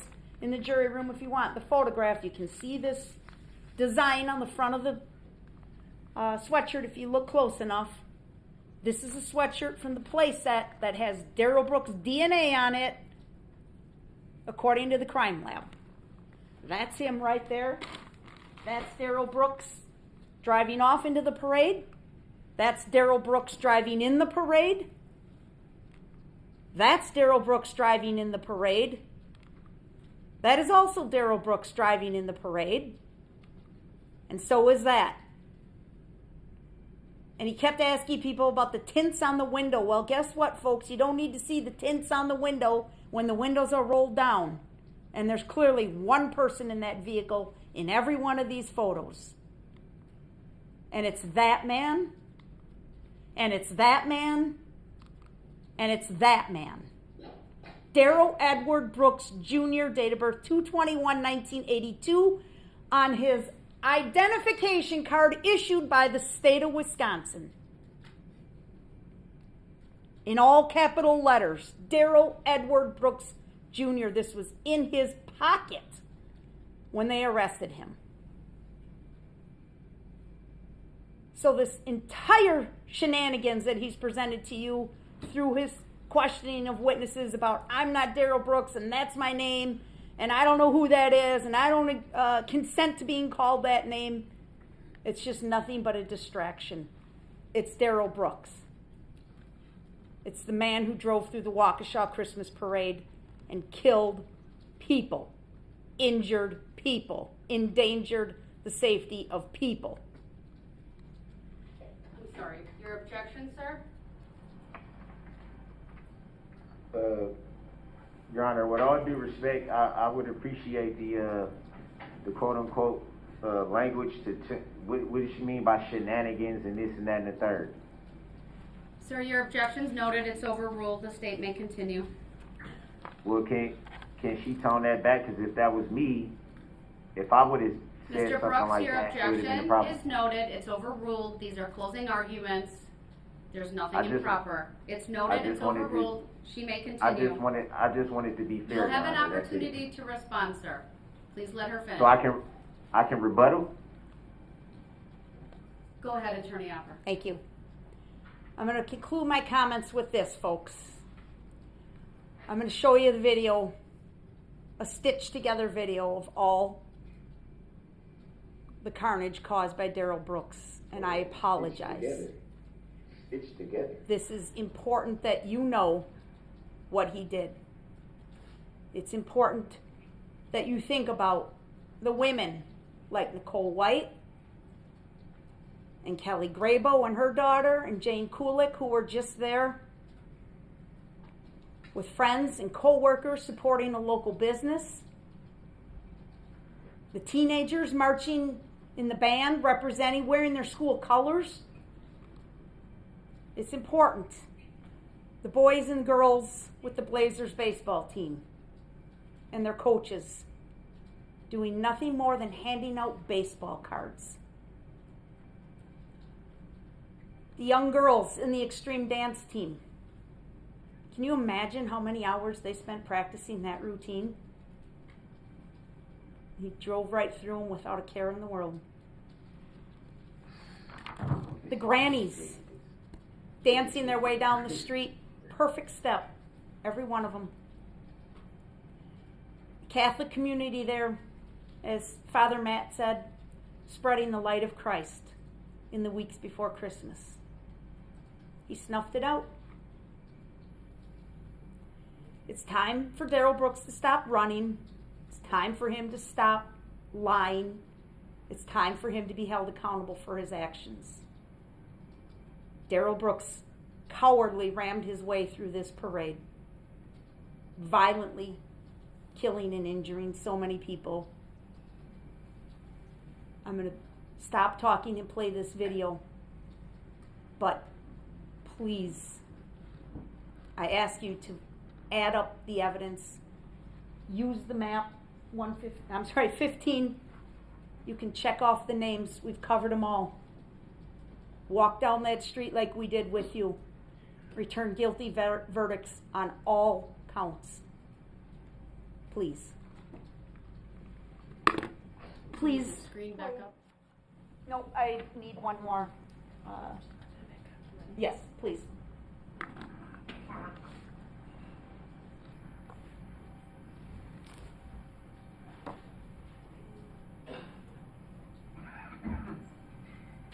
Go ahead.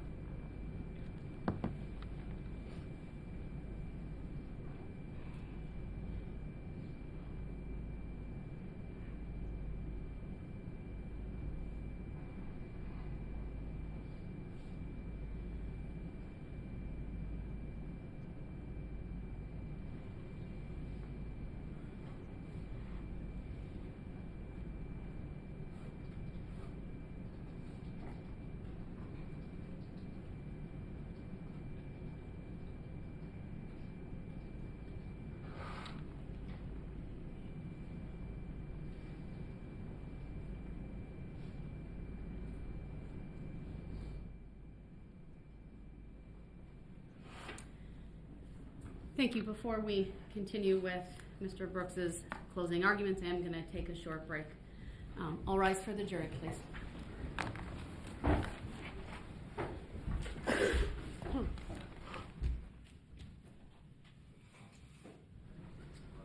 Am I muted? No. The jury should know that they can nullify. You are muted now.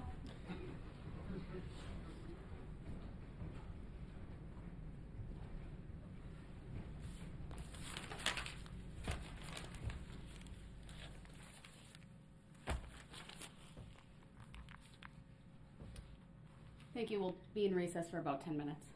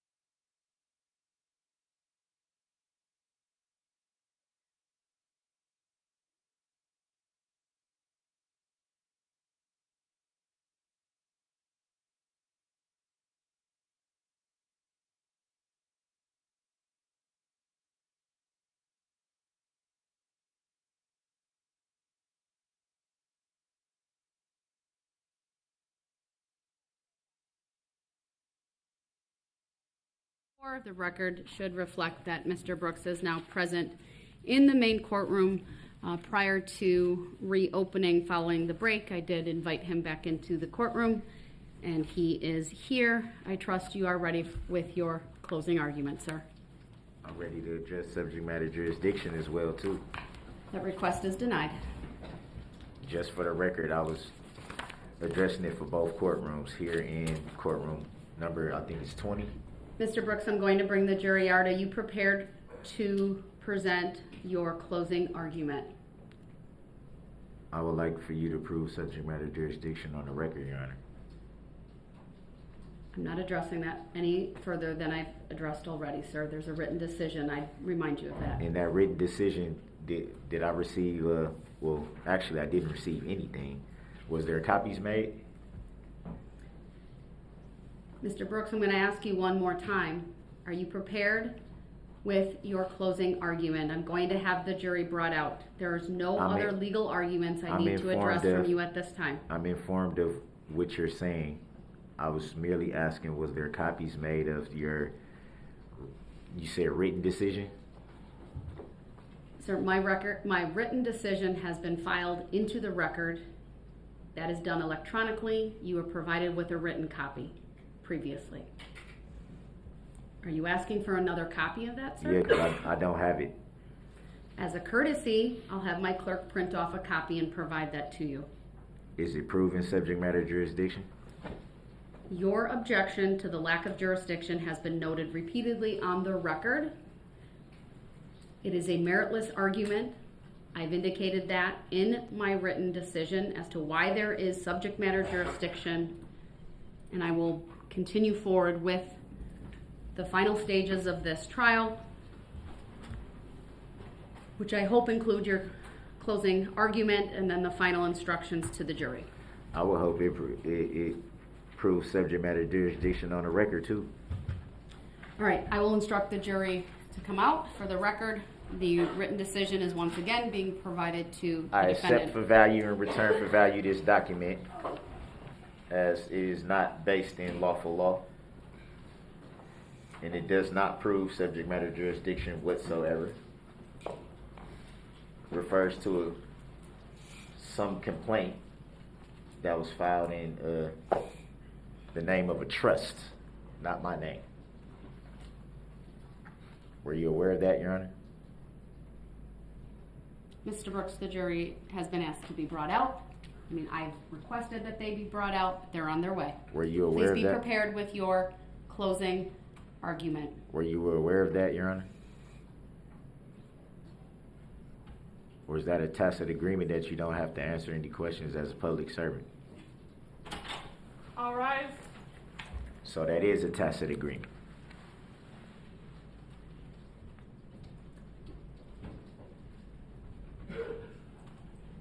Record to reflect the jury is coming out.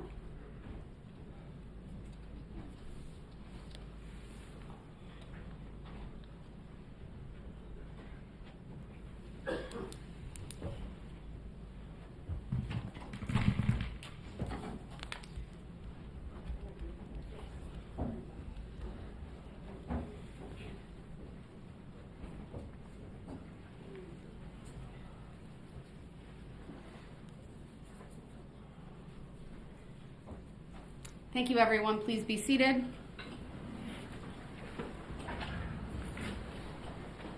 Go ahead, sir.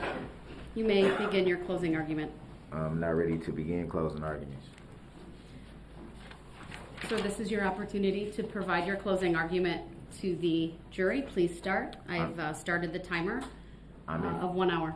I'm informed of that, Your Honor, but I'm not ready to proceed as I don't understand the reason why the questions asked before the jury was present were not answered.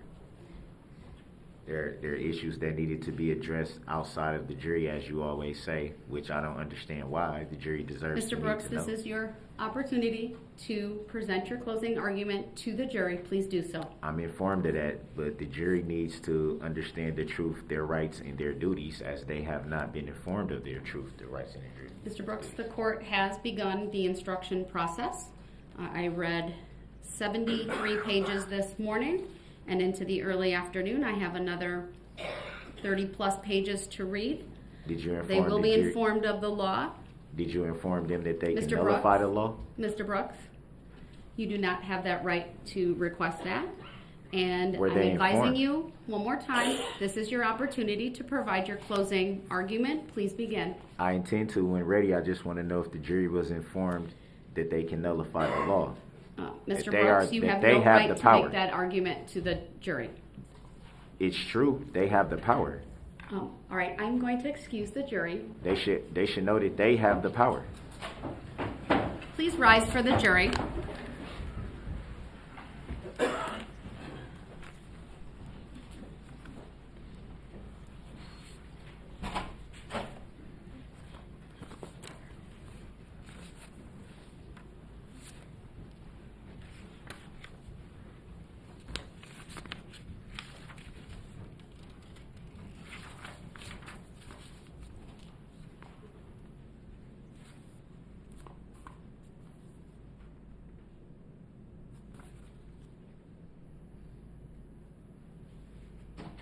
Thank you. Please be seated.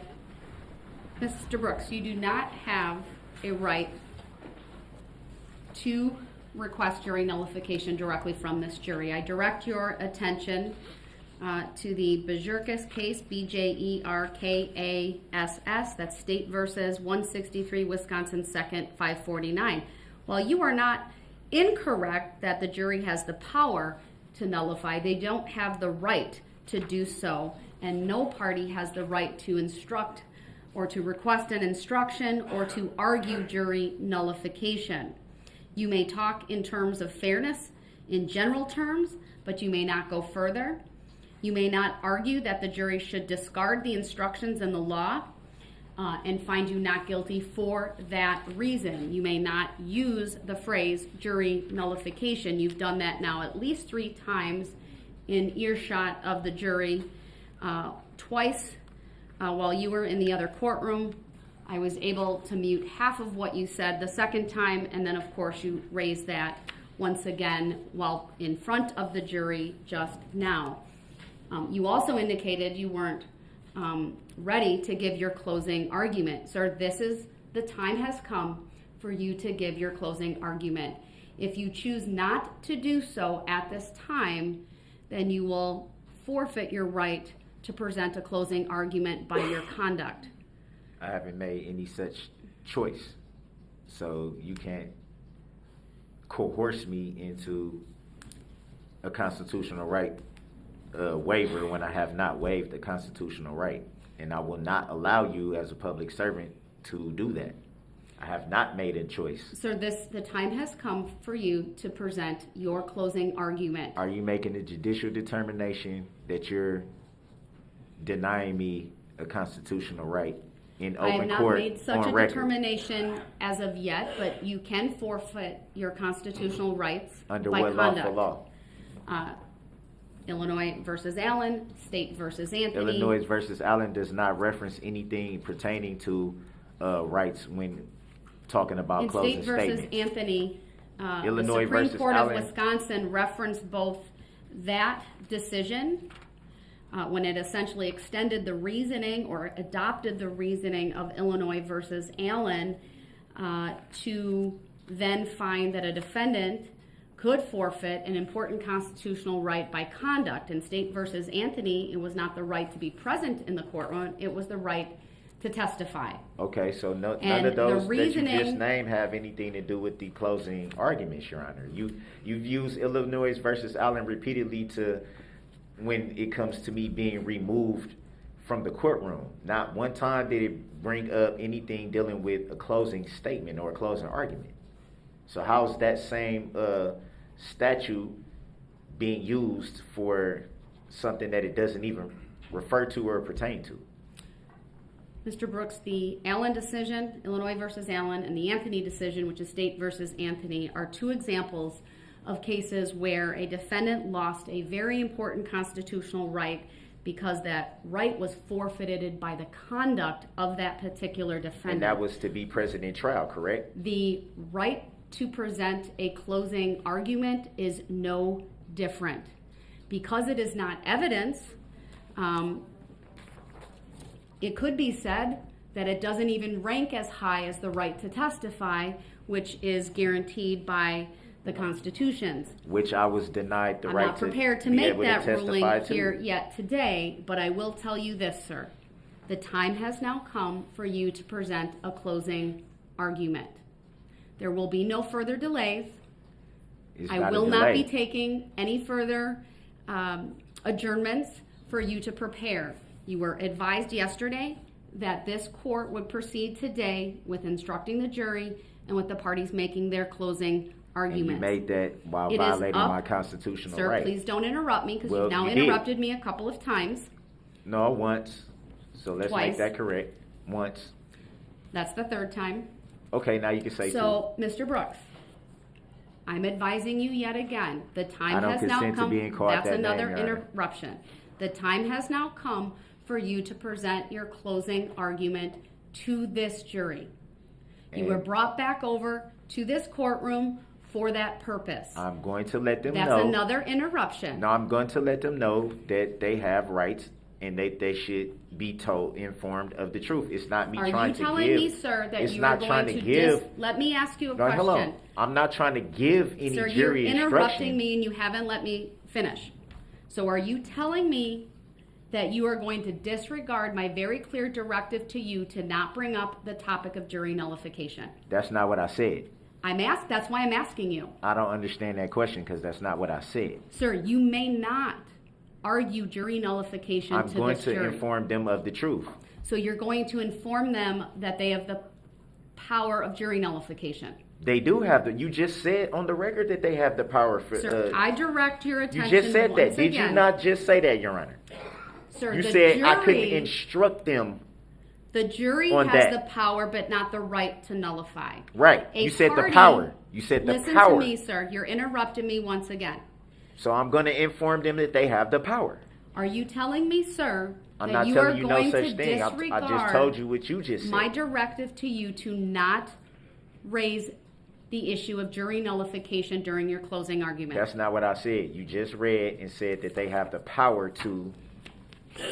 That's what you just said, Your Honor. Sir, State versus Bjerkas says and stands for the proposition that although the jury has the power of jury nullification, They have the power. no party has the right to argue for jury nullification. I'm not arguing for it, Your Honor. I In just that want them to be case, informed. the- I just want them Sir, merely to be informed. You can That's it. call it informing, making them aware. Yeah, they Whether should be aware you of are the not rights. allowed to make them aware of their power to nullify. That How is can I an not make them- improper argument. Your Honor, how can I not inform them that they have a power? How Because can I that not is not a inform them right of a that power you that they have, have? sir. I'm not giving a new jury instruction. That is That's because not what I'm there is arguing. no jury instruction for jury nullification, Yeah, I'm sir, not- I'm because not- it's not allowed. I'm not attempting to give them a new jury instruction. I'm merely attempting to inform them of the power that they have. Mr. That's not Brooks, against the law. I'm advising you one more time. You may not raise the issue of jury nullification I'm going before to this inform jury. them of the power that they have. I'm not You are giving them. telling me that I'm not you giving are them a jury insisting instruction. on telling them about jury nullification. That's That's- what I hear you saying. That's not what I said, though. Don't mischaracterize what I'm saying. You just read and said that they have the power.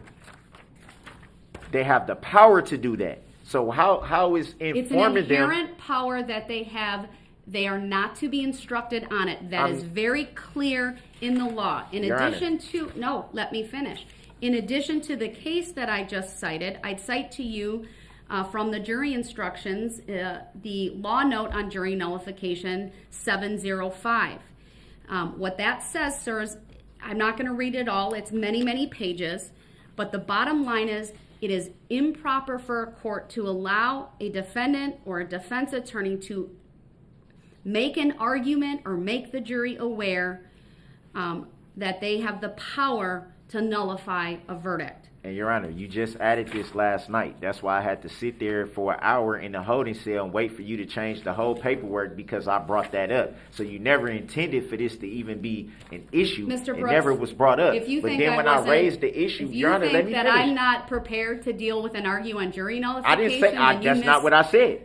That's You are not what I missing the said. In mark. all fairness, that's not what I said. The record should accurately reflect that you were kept in that holding cell. Why was I kept so in there? that my clerk could finish Adding the a jury instruction that was not there. 76 verdict forms, and it's ×2 because there's a guilty and a not guilty Okay. for each. No, let me finish, sir. So You've how did interrupted me I have? Why did I have repeatedly. to sit here for that? Where I could have just went to my cell and had it delivered.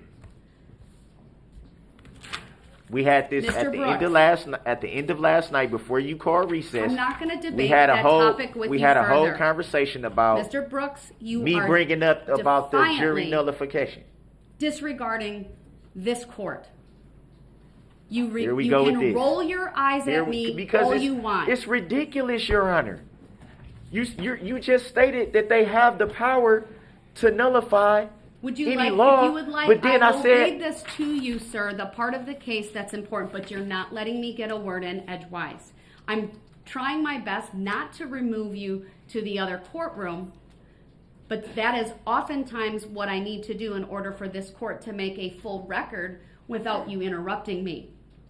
But you need to be fully aware that you may not raise the issue of jury nullification in front of this jury.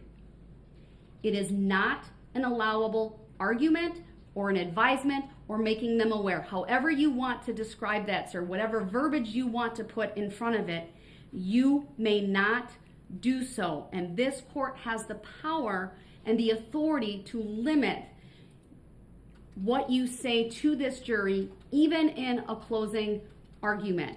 And if you're telling me through your conduct, through your words, that you are going to disregard that direction, you will forfeit your right to present a closing argument. Under what lawful law? Under State versus Anthony. It doesn't refer to that.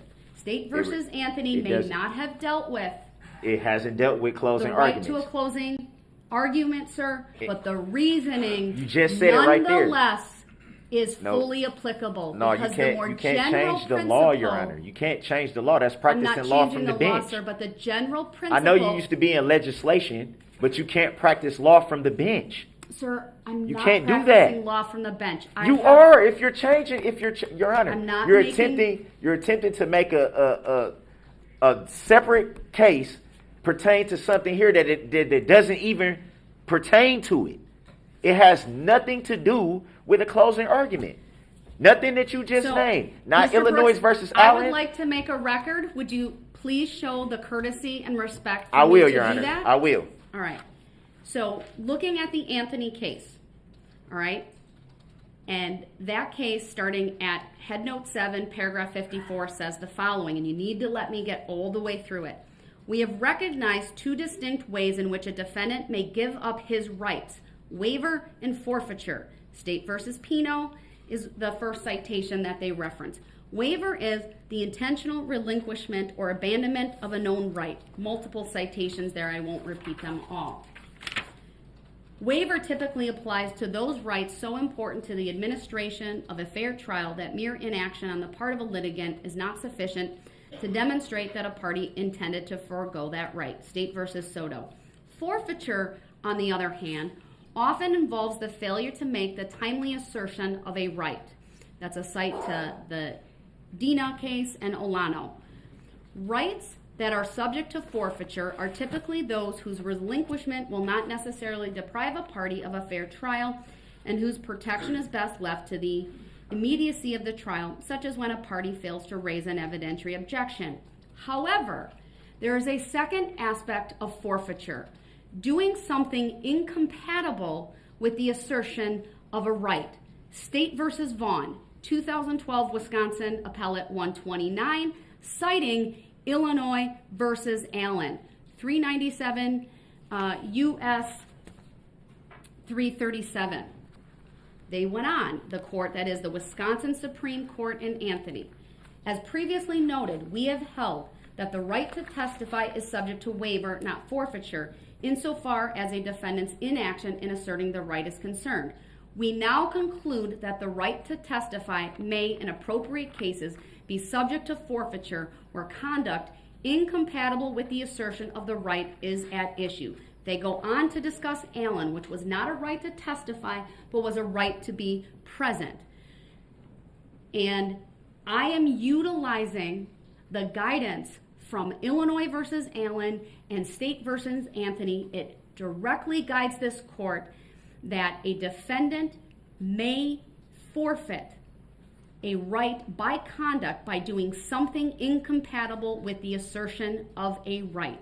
In this particular case, you are very clearly telling me you are going to disregard what I told you about notifying the jury about nullification. You have absolutely no right to raise that in front of the jury. It is improper.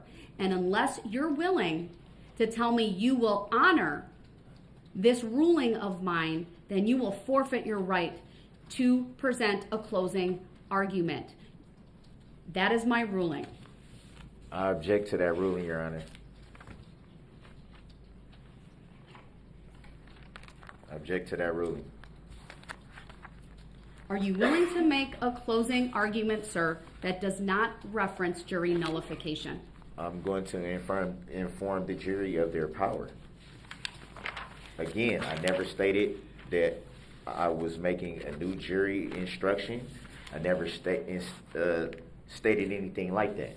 And every case law that you just stated made no reference to closing arguments. It was all pertaining to being present for the proceedings of trial and for testifying.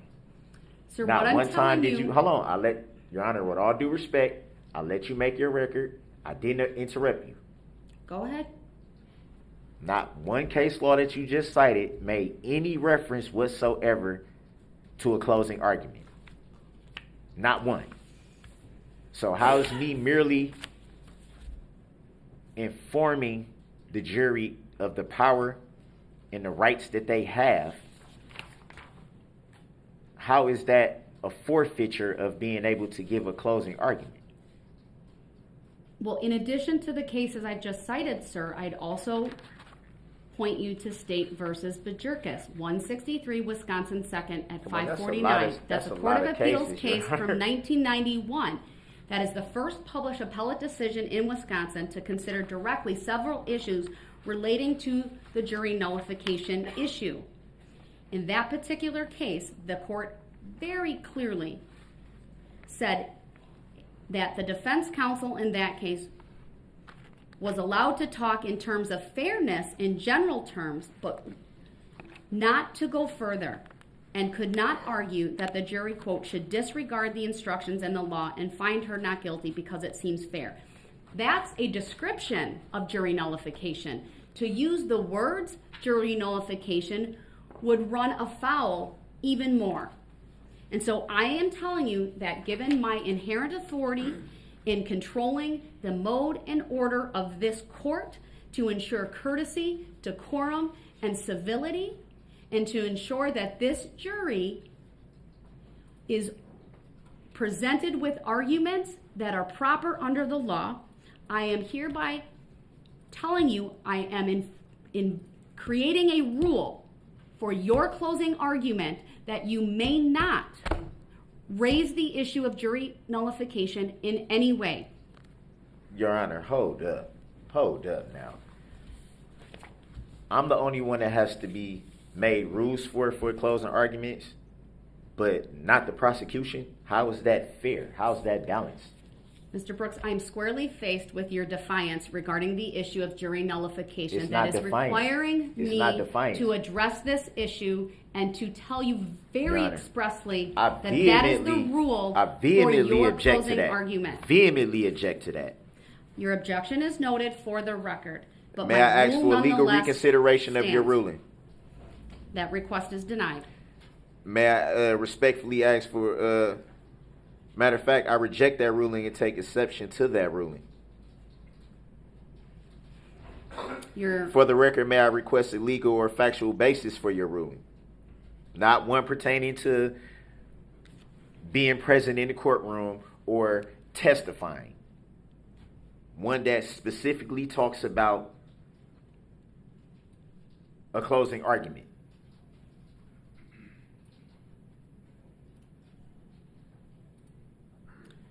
All of those requests are noted. I will not reconsider. I've put my findings and my reasoning on the record, and I stand by that record. For the record, may I respectfully request a written judicial finding of facts and conclusion of law? Denied. For the record, may I respectfully move for interlocutory declaratory appeal on this matter? I'm not the forum for which an appeal would be sought, sir. I cannot answer that. You referred to it before. You would need So to now I'm direct your confused. appeal to I'm confused, Your to Honor, a court of because- appeals, not this court. No, I'm supposed to be in this admiralty court because if we're under Article 3, then we should be in common law court. That hasn't even been addressed. If we're in a common law court or an admiralty court. That's a baseless argument, sir. I don't even need And to what law address and it. fact? Based on what law and fact? It's meritless. Based on what law and fact? Sir, I intend to bring this jury out and give you I'm an informed. opportunity I'm informed of that. to present a closing argument. Yeah, If but you you're violate, also, you're please let also- me, but sir, listen, you're you just interrupting me made a yet rule. again. You just tried to put me under a rule that no one else was put under. The circumstances require that I implement this rule, sir, given your The stubborn circumstances defiance don't. on Your the Honor, issue that's a of jury prejudice to my nullification. defense. You can't place me under certain rules and not place the prosecution under the same rules. Sir, the It has to circumstances be of fair. this case and your insistence on arguing jury nullification has resulted I in this haven't- court creating this rule. I haven't argued it. I said that I wanted to inform the jury of their power. I never once said I'm going to make an argument. I'm going to give them a jury instruction. You may not never advise said them that. or make them aware in any way that they have the power And why of not? jury Why can't they be nullification. informed of their power? Because it would violate the Bajorkas decision, sir. Violate what decision?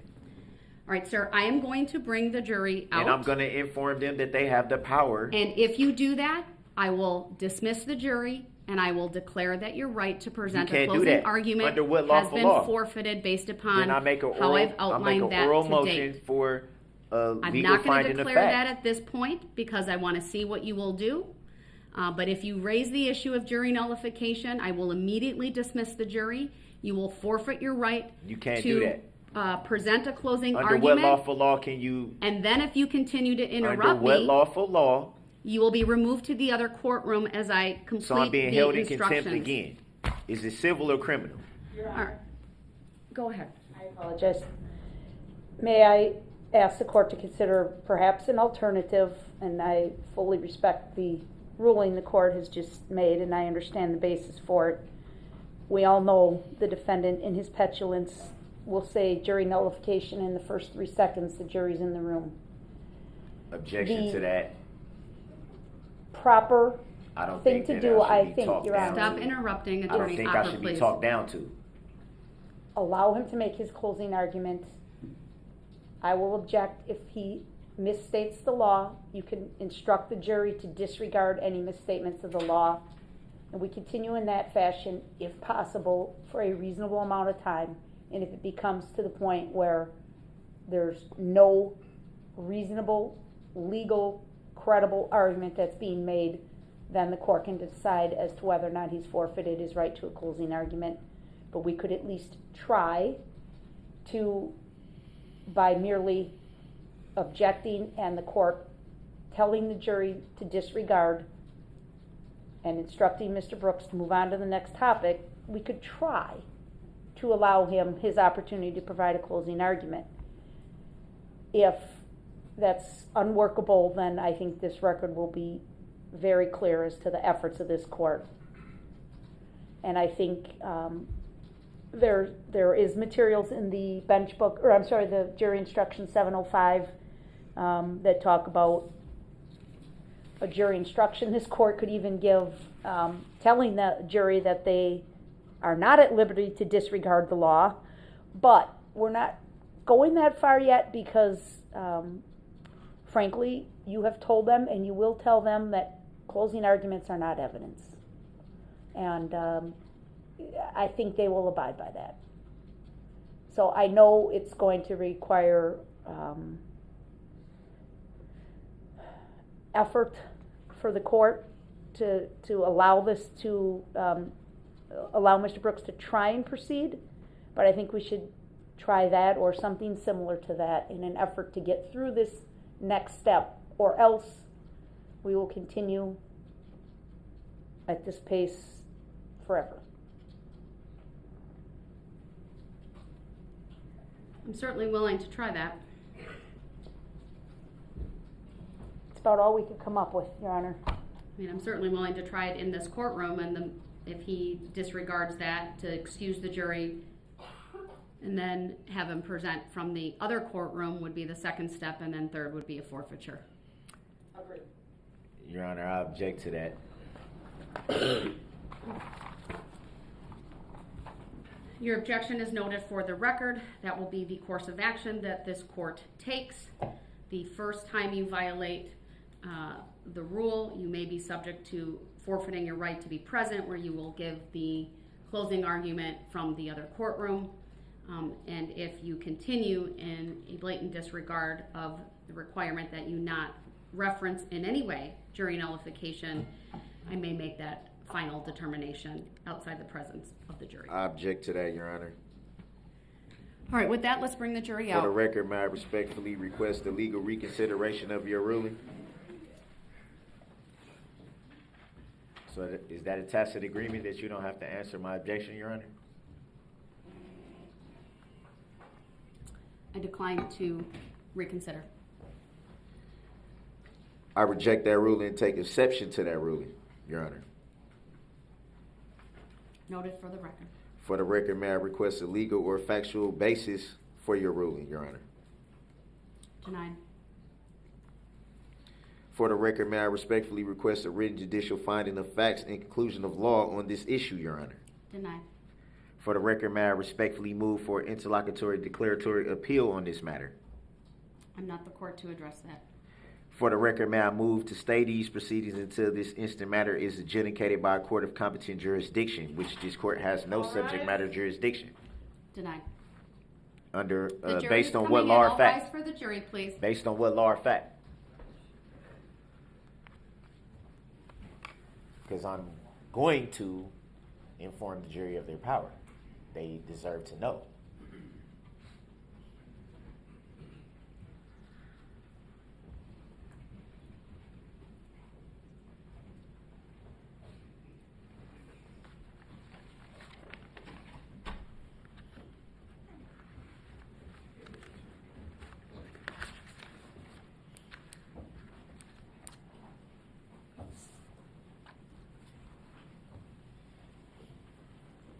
Thank you, everyone. Please be seated.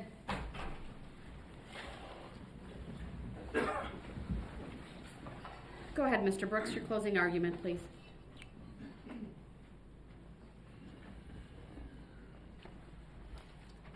Good afternoon. It's been a long day.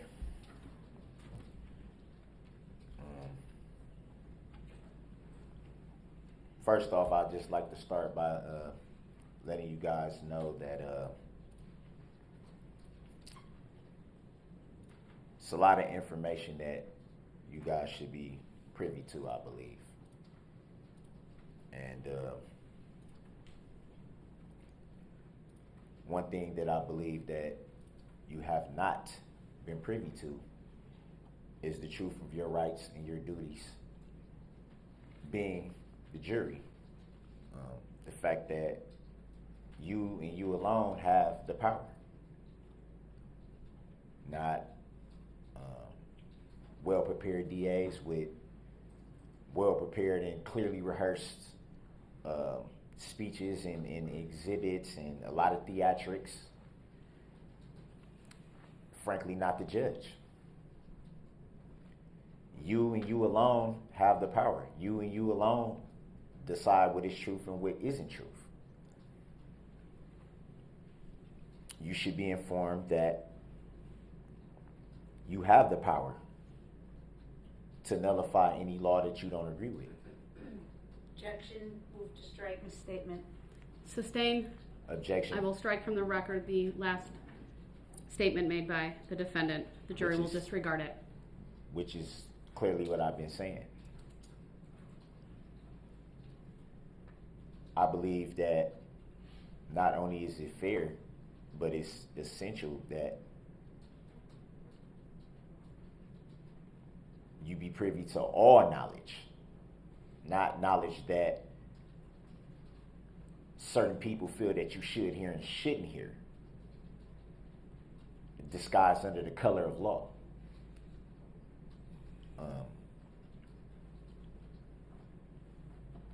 The fact of the matter is, just like I did with my opening statements, I don't have a well-prepared or rehearsed speech. I didn't look in the mirror and say certain points to myself over and over again to make sure I have them right or anything like that. I've chosen to speak from the heart in my opening statements, and now I'm going to speak from the heart.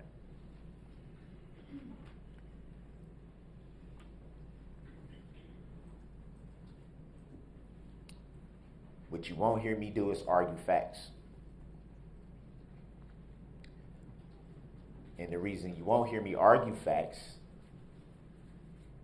is because I believe that it takes away from what should be recognized. The tragedy of this event. It should be recognized. Trying to argue facts of this, facts of that, I'm not going to waste your time doing that.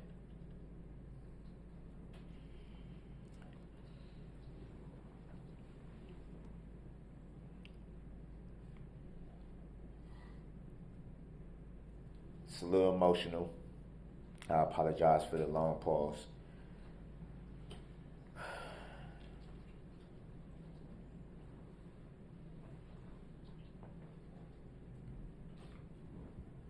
It's hard to keep everything together emotionally. And honestly, I don't believe that I have any more tears left. It's been a hard year. For the families, mostly. And that should not be lost on anyone. It shouldn't be taken away. I said it before and I'll say it again. It's a lot of people that are healing, that are attempting to heal.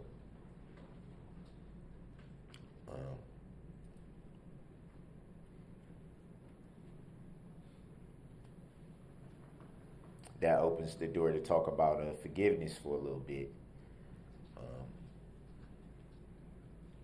With every healing process, there comes a forgiving process. It's not an easy thing for anyone.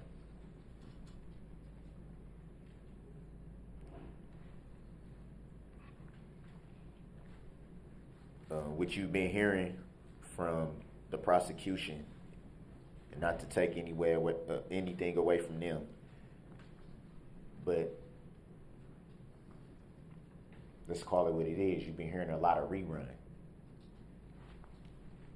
Same things over and over and over. No different than when you turn on the radio and you first hear that song that you don't like when you first hear it, but they play it so much that eventually you start saying the words to yourself before you even realize it.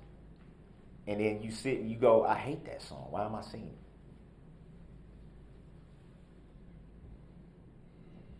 That's what's been happening. Rerun. Over and over and over and over and over and over and over. Attempting to make things stick in your head that simply aren't true.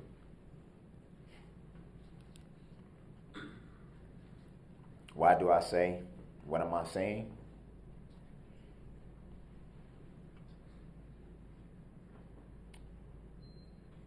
I say, look at the testimony. You know, the theme from the prosecution here has been intent, intent, intent, intent.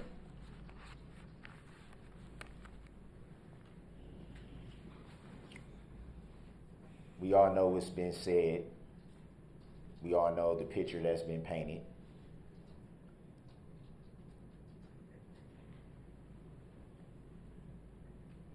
Even the prosecution said themselves, How can you look in somebody's head and say, this is what they intended to do?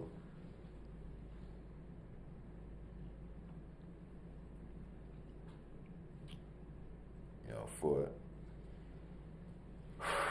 for a year,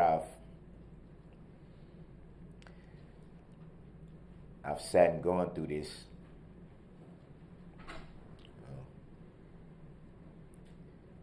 Feeling so powerless. You know, letting other people run with the narratives.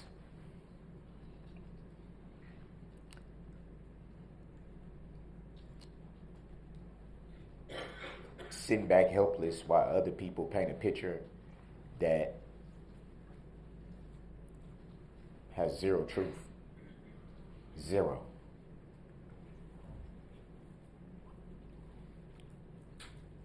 I understand about healing myself, tragedy, pain, all that.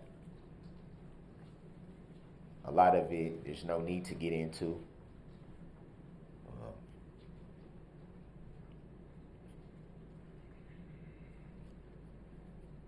I myself in my own life have had to do a lot of healing.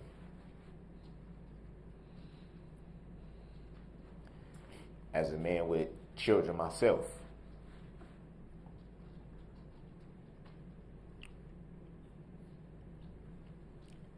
I find it hard to believe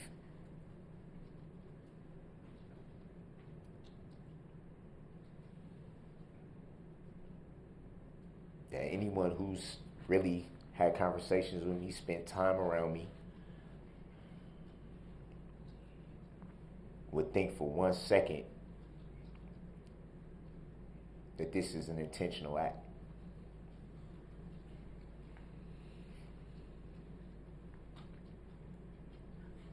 I've never heard of someone intentionally trying to hurt someone while attempting to blow their horn.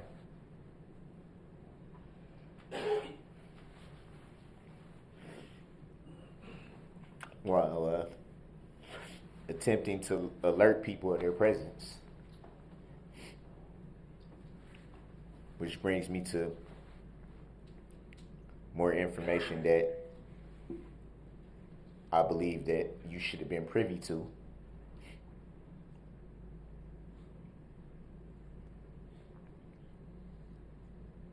And I'm sure that the prosecution will beg to differ. But the fact of the matter is,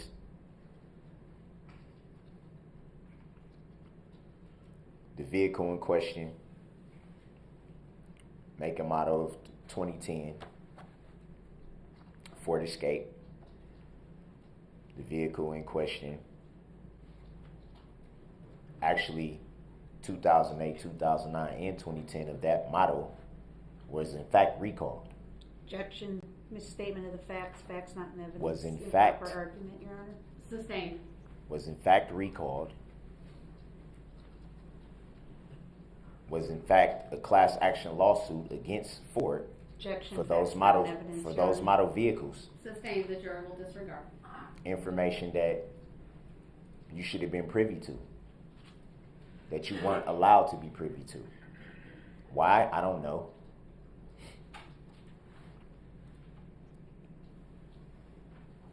That information, malfunctioning throttle bodies, Mr. Brooks, move on.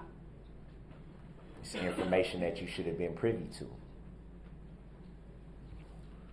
Vehicles that malfunction and accelerate not being able to be stopped. Objection, that is It's completely information, inaccurate, it's Your Honor. information. Objection. Hold on. Strike. Go ahead.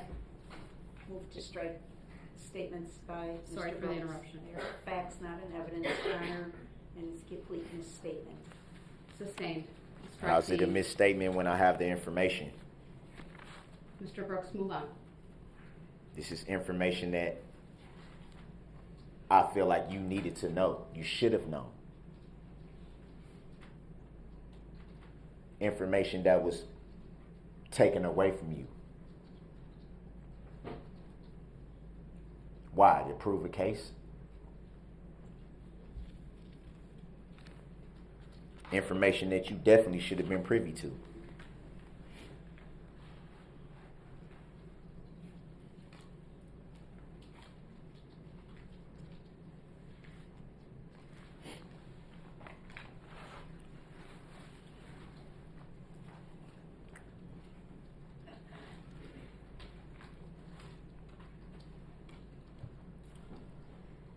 DA says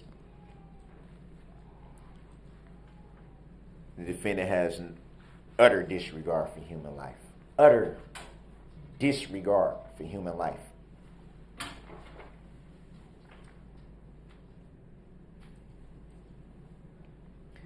Not realizing that they're talking about someone that has children. Talking about someone that watched their children come out of the womb and be born into this world, cut the umbilical cord, held them before their mom even did.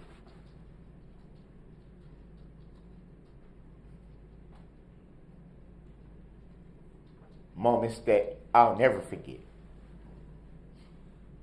And yet they say disregard, utter disregard for human life.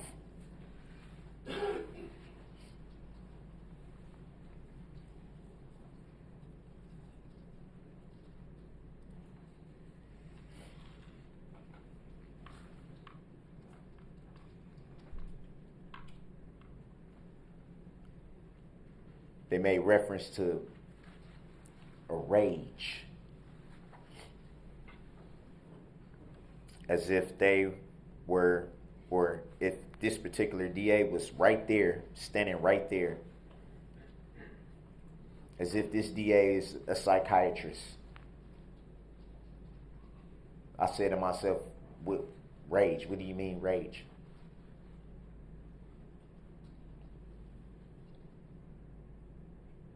How can you characterize that?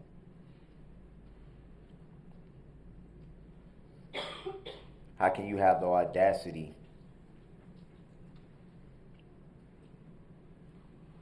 to diagnose what someone's brain is? Where it's at, what it's thinking, why it thinks the way it does?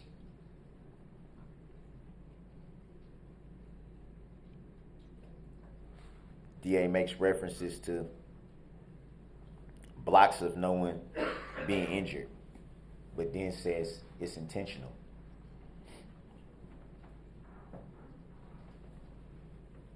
You add that up with the supposed rage,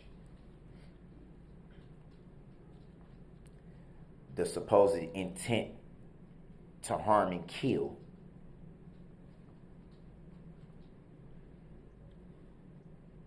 and it doesn't kick in until well within blocks.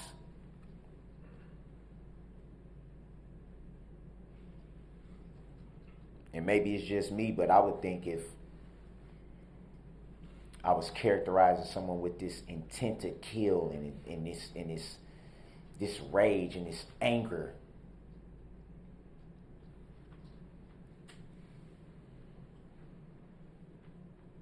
then why weren't people immediately harmed? Why would someone with intent to kill and rage try to alert people of their presence, repeatedly honk their horn? You heard a detective, if you recall, testify that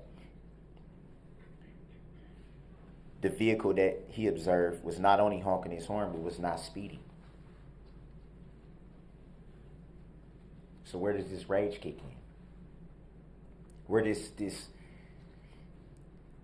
insatiable intent to kill kick in?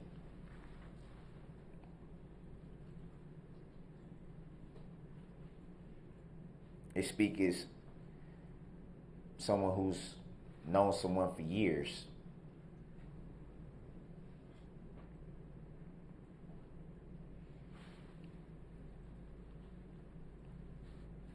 Which brings me back to the vehicle. What if the vehicle couldn't stop because of the malfunction? Objection, fact, not in evidence. What if the driver of the vehicle was unable to stop the vehicle?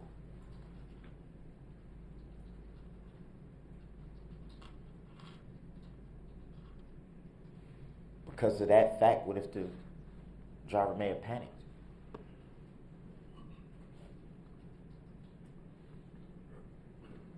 Does that make the driver a crazed, or not crazed, a rage? Does that make the driver in a rage and intent on killing people?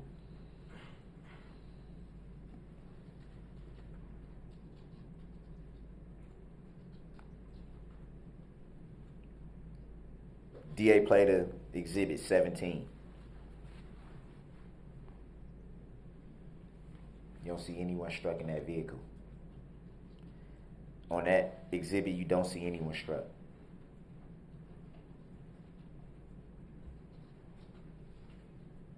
Was someone who had this intent to kill, this rage, as she says. If that was their intent, wouldn't they have taken the opportunity to hit as many people as they could? Target people, mow down people.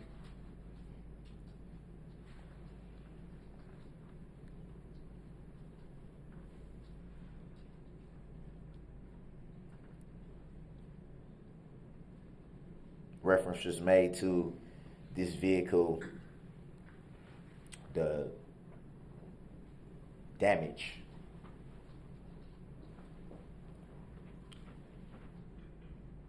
Says this was all caused by bodies, but then later turns around and says hits barricades and other objects. I've heard testimony about hearing loud crashes and things of that nature, but the DA wants you to believe that this all came from people.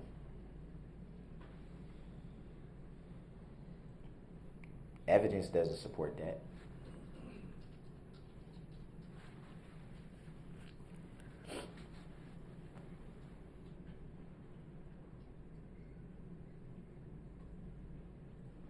So I go back to trying to wrap my head around everything that's happened in the last year.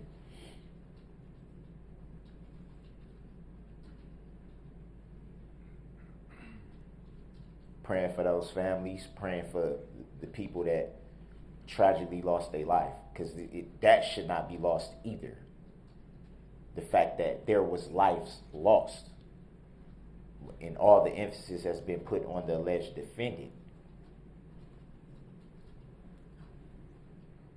and the people have been disregarded.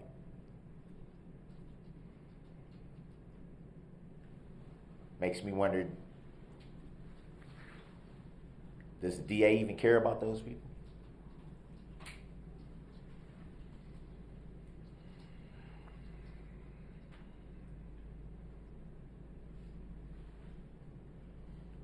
There's been prayers going up every day.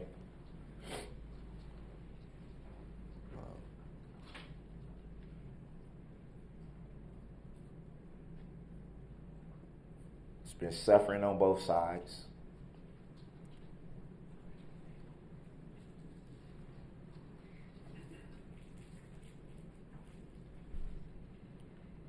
It's been threats, hate mail.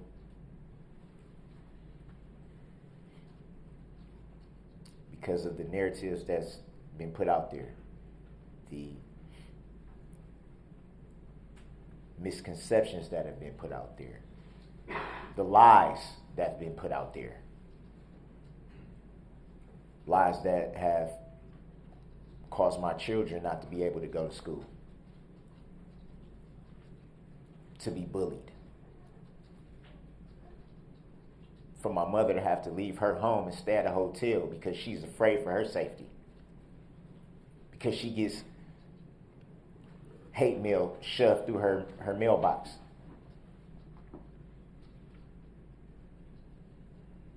My nieces and nephews to fear for their safety.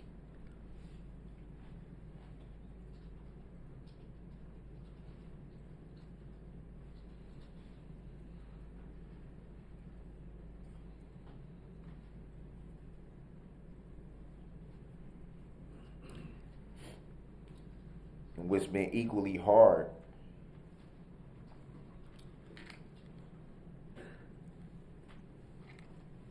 it's not only having to answer the questions from my daughter, who was 7 at the time, my baby girl, who was 7 at the time, is now 8.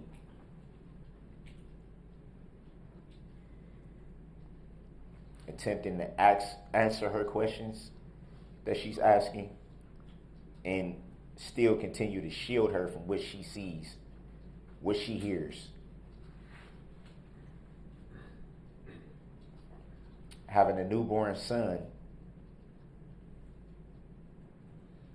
that I haven't even been able to meet. Haven't been able to hold, touch, kiss.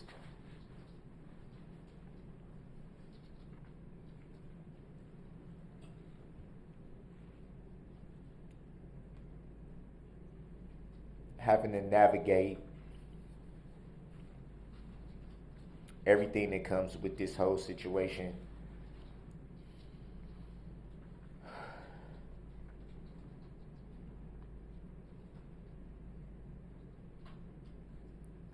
While still attempting to wrap my head around it.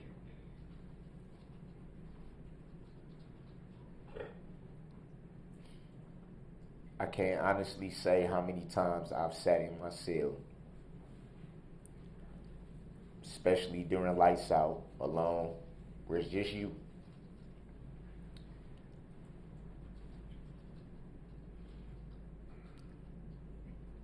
And just been praying and asking myself, how could this happen? Not just for the people,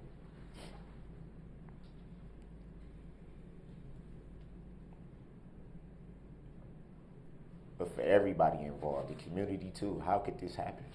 How?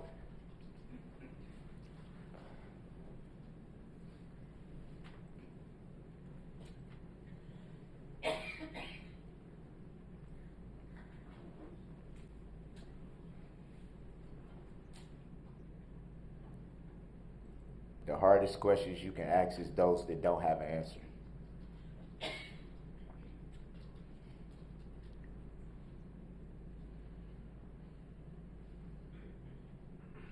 No matter how much thinking you do, no matter how much you try to look at it from different perspectives and listen to other outside perspectives and listen to people that you trust and that you love, still coming up with nothing.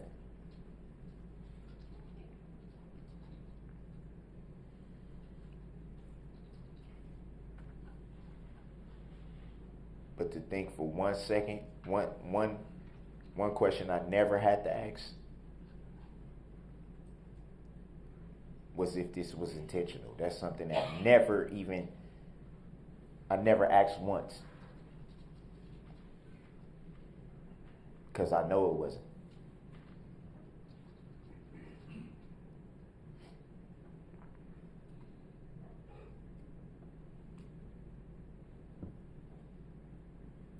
As a matter of fact, it never even crossed my mind to even attempt to ask myself that, because I know it wasn't.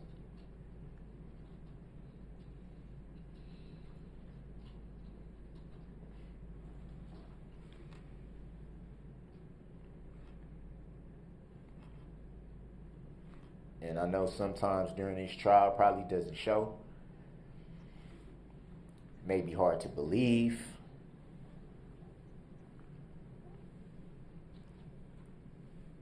But trust me when I say no one outside of the families that had to go through this, no one's heart is more in pieces than mine.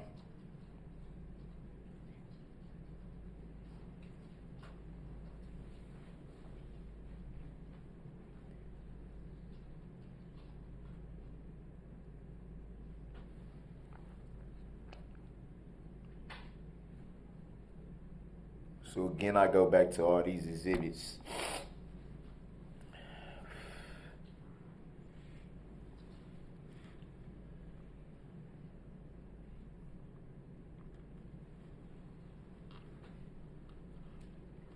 Go back to everything that's been shown, everything that's been testified to.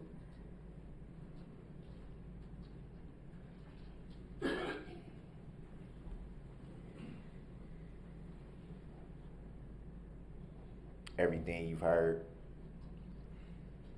during this whole process, this trial.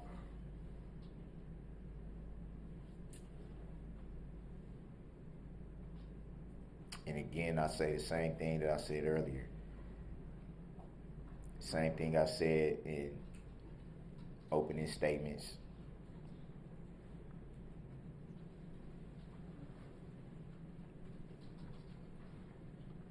I'm not reading from any paper, any books.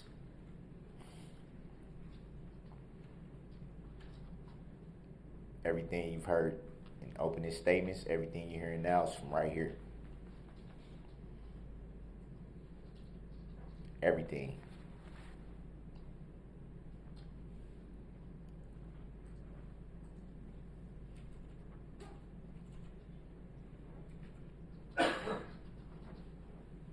You have the decision.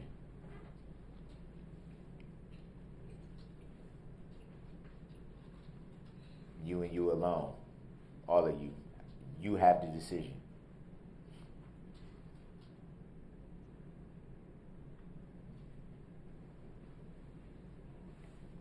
I'm sure you've taken a lot of notes during this process.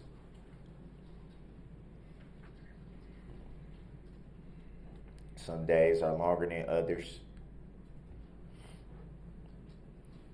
A lot of movement in and out of the courtroom for various reasons.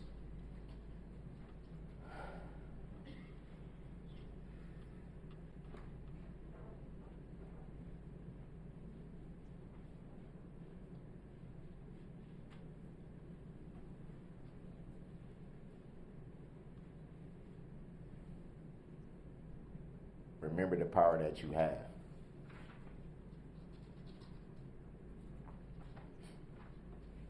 Don't for 1 second let it be taken away from you.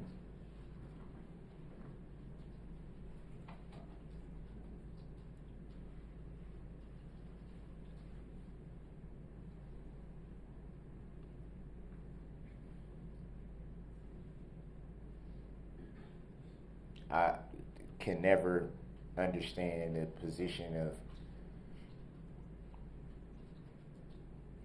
sitting on a jury in something of this magnitude. So I'm sure there's a lot of pressure.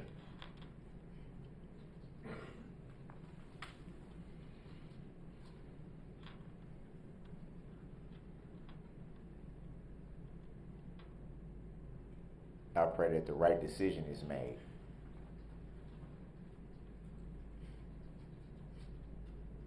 The right decision.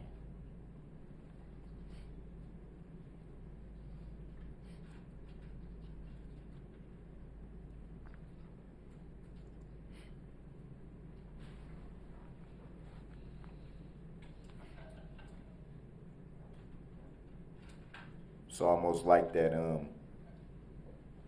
message, well, not message, but that writing when we're in our vehicles and we got that rearview mirror and it said things are closer than they appear. But it's also another way of saying sometimes things aren't as they appear.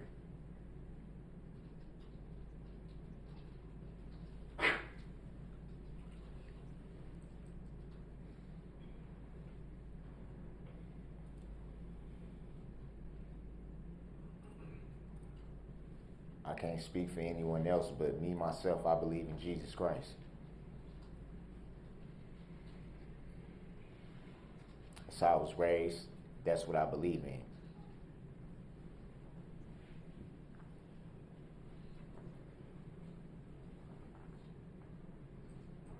None of us are perfect.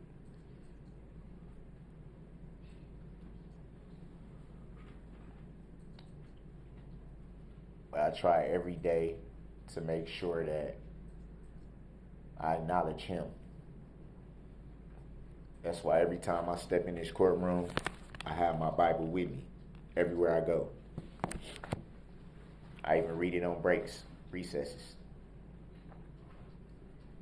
This is not something that started at the beginning of this incident. This is something that has been instilled in me since I came out of the womb. This is how my family lives their life. This is how we was raised.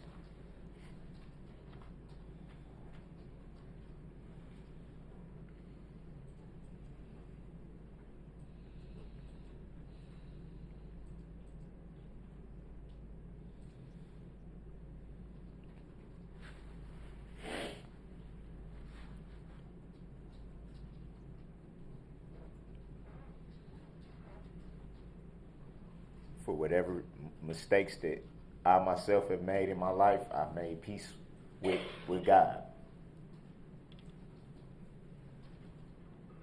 Made peace.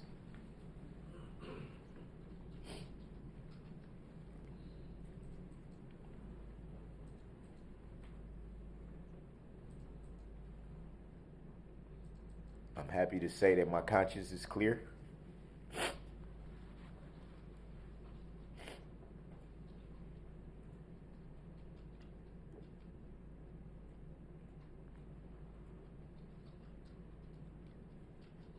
And because I believe, I trust him with my life.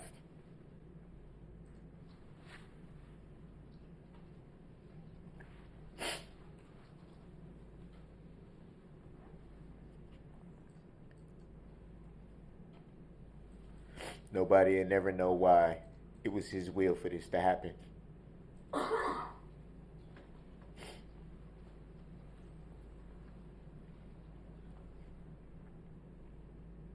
A lot of lives were changed that day, mine included.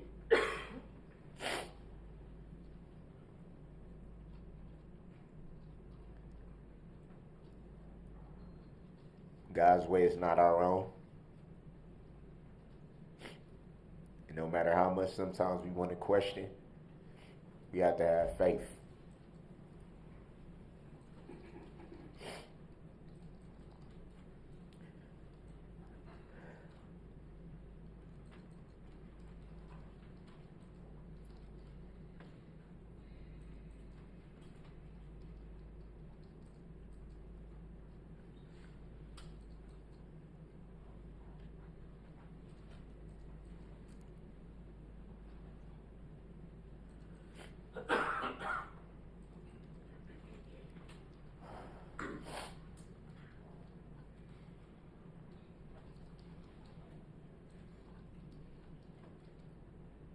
Look inside yourself.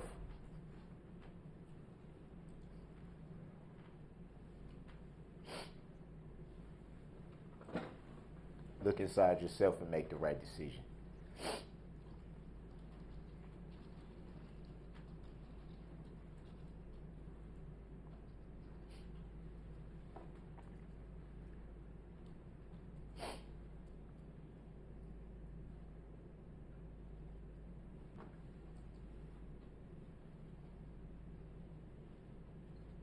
Look inside your heart.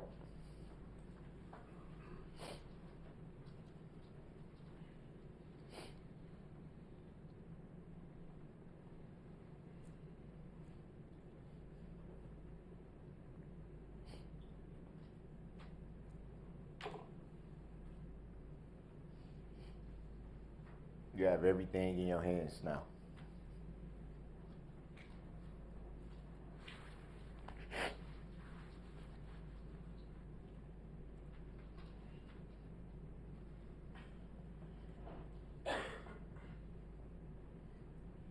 Everything.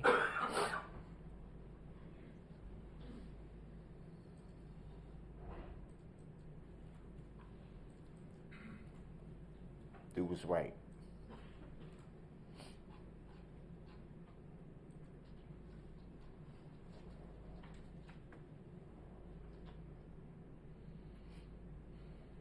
Do what's right.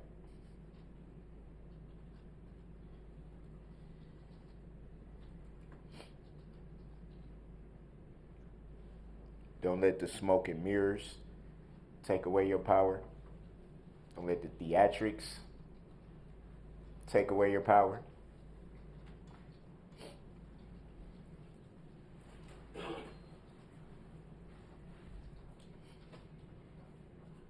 Each and every one of you has a decision.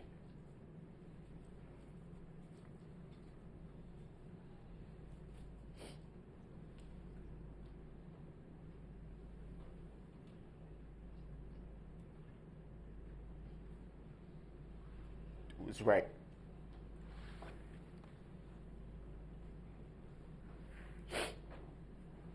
Make the right decision.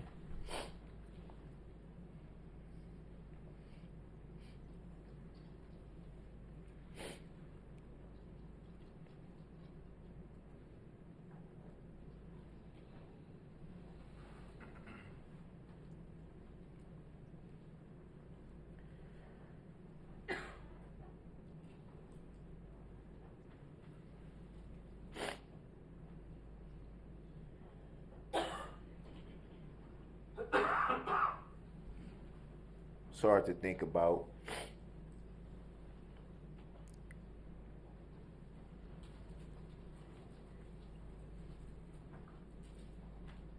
My younger kids getting older and at some point having to explain everything to them.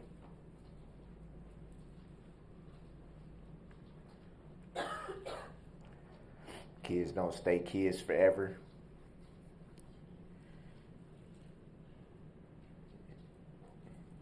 And nowadays, kids is frankly a lot smarter than we were when we was kids. I'll tell you that much.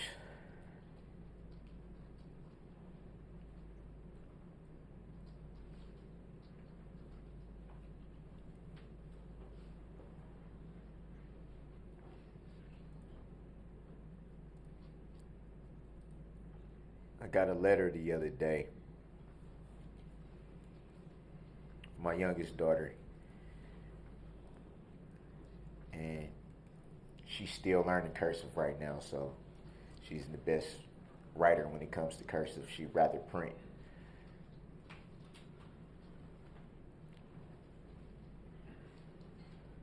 She said, Dad, and this is from the letter. She said, Dad, why are people saying all these mean things about you?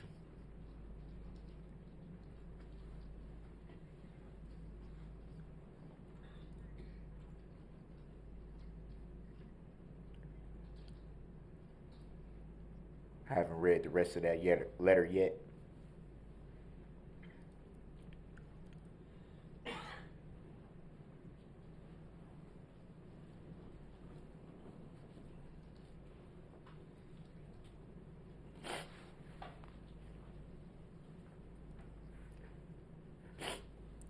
The rest of that sentence said,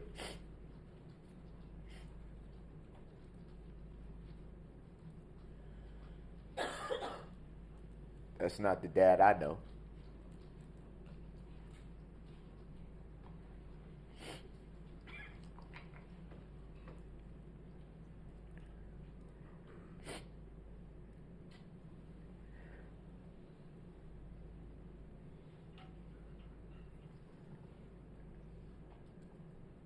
Throughout this year, I've been called a lot of things.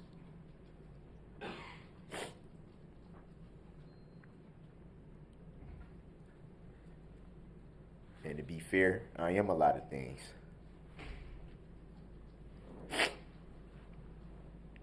A murderer is not one of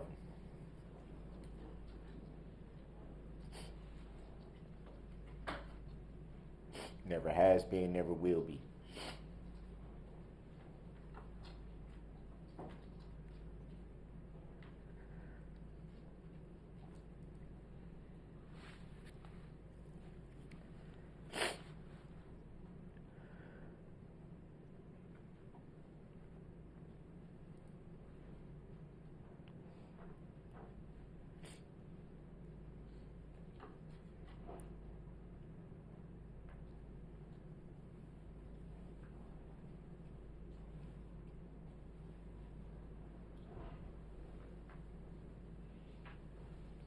So before I close my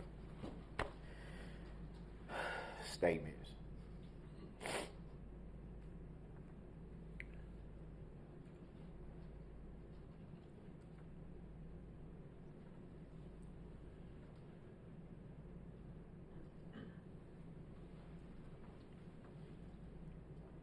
I just want to say, open your hearts.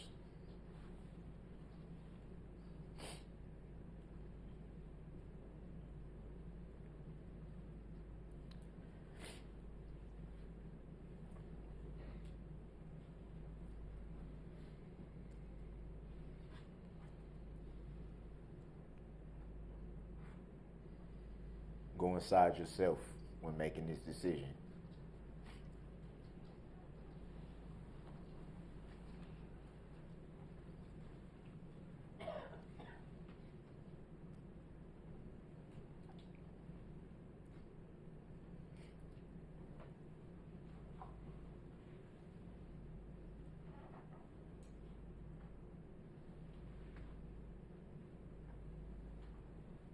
Have no fear.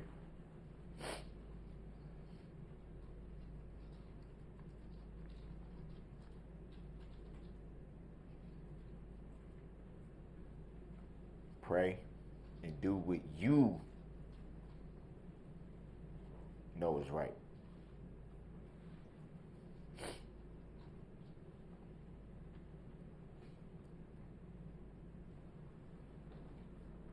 What you know is right.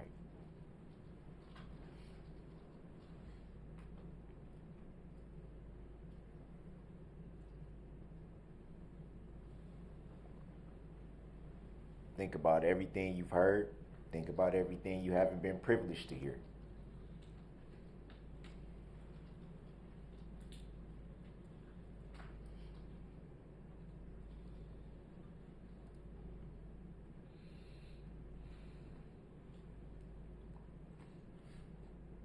Think about the whole entire picture.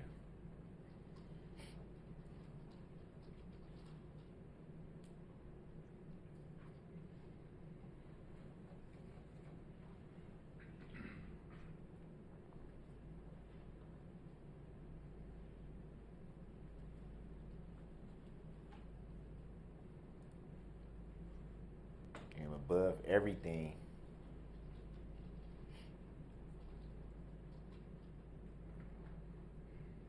whatever you decide, make sure you yourself can live with it.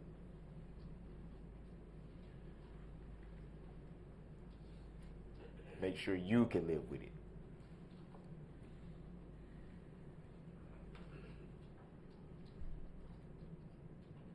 That's the magnitude of the power that you have.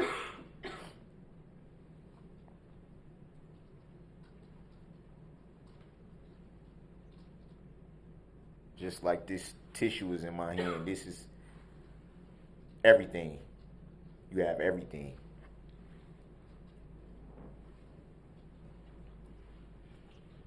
Be at peace with what you decide.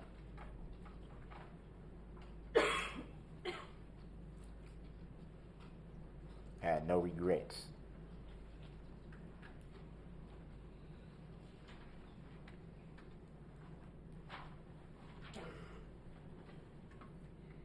Don't let this decision weigh on you after it's over.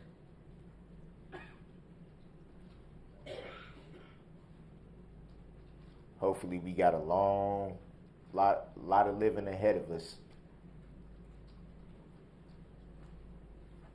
Lord willing.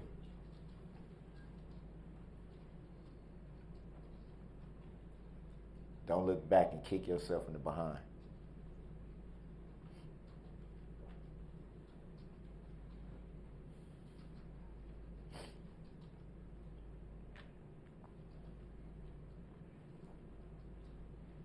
Spend about 3 weeks with you. And took a lot of courage and a lot of guts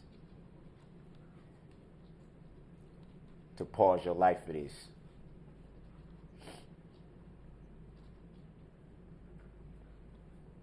To put important things on hold, to basically stop your life. You should be commended for being able to sit up here with this amount of pressure.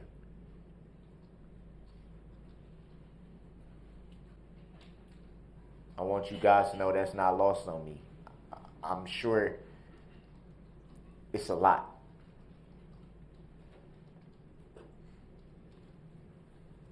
And you all should be commended because it took courage to do this. I don't know, but I would bet a lot of people wouldn't want to be sitting in your position right now.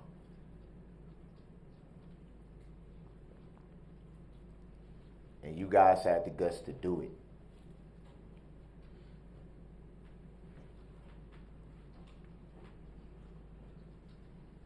Thank you for that.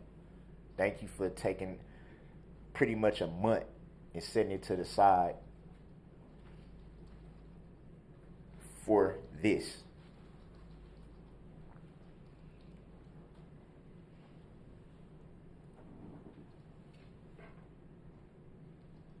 I know it's probably not proper, but you guys deserve a round of applause if you could get one.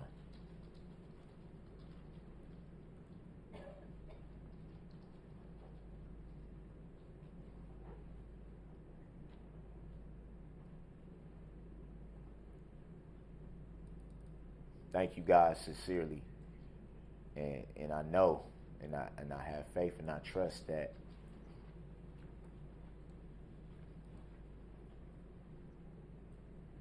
you guys know what's right.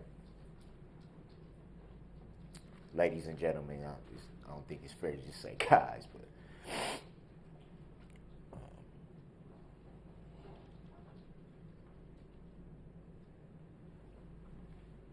I believe in your heart you know what's right.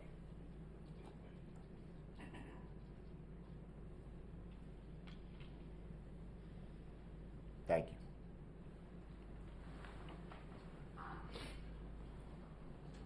Thank you, sir. Before I give the state an opportunity to present rebuttal, please stand for a minute. So please stand.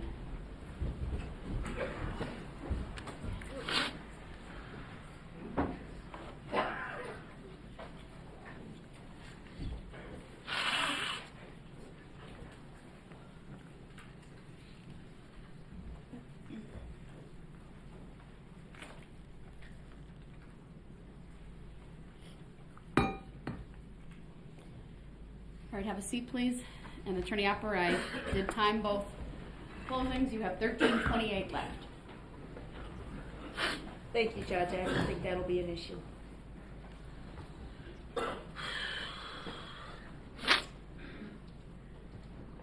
Folks, let me just say this. Mr. Brooks stands here and professes to speak to you from his heart. He plays on your sympathy. He talks about his children. He talks about the hardships that he's encountered and his family's encountered. And he brushes over the loss to the community. He wants to talk about how he's never held his newborn son. Never once acknowledges the Sorensen family, the Owen family, the Duran family, the Hospital family, the Kulik family, Sparks family. Never once. It's nice that Mr. Brooks can get letters from his loved ones.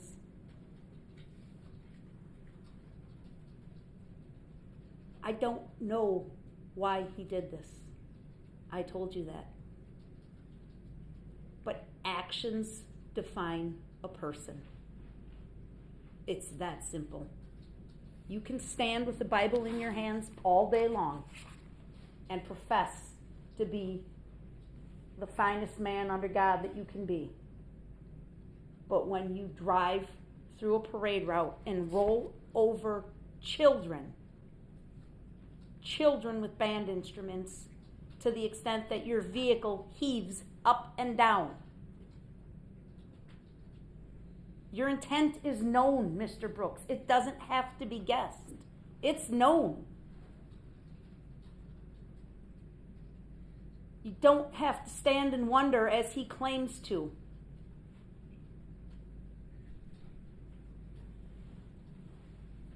For him to keep going after he drove over those children in the band and have Jackson Sparks fly off the front hood of his car, lifeless, and keep going. And have Jane Kulik fly off the hood of his car, run her over, and keep going. I'm not going to go on. You get it. You need to look in the mirror, Mr. Brooks. If you want to accuse me of practicing my closing argument, you need to look in the mirror, sir. Your actions are that of a murderer. You murdered these 6 people. You endangered the safety of 61 others. There are 68 victims in this case, folks. That's not an accident. That's not a, gee, I woke up one day and don't know how I found myself in this position. If you have some explaining to do to your children, Mr. Brooks, I recommend you do it.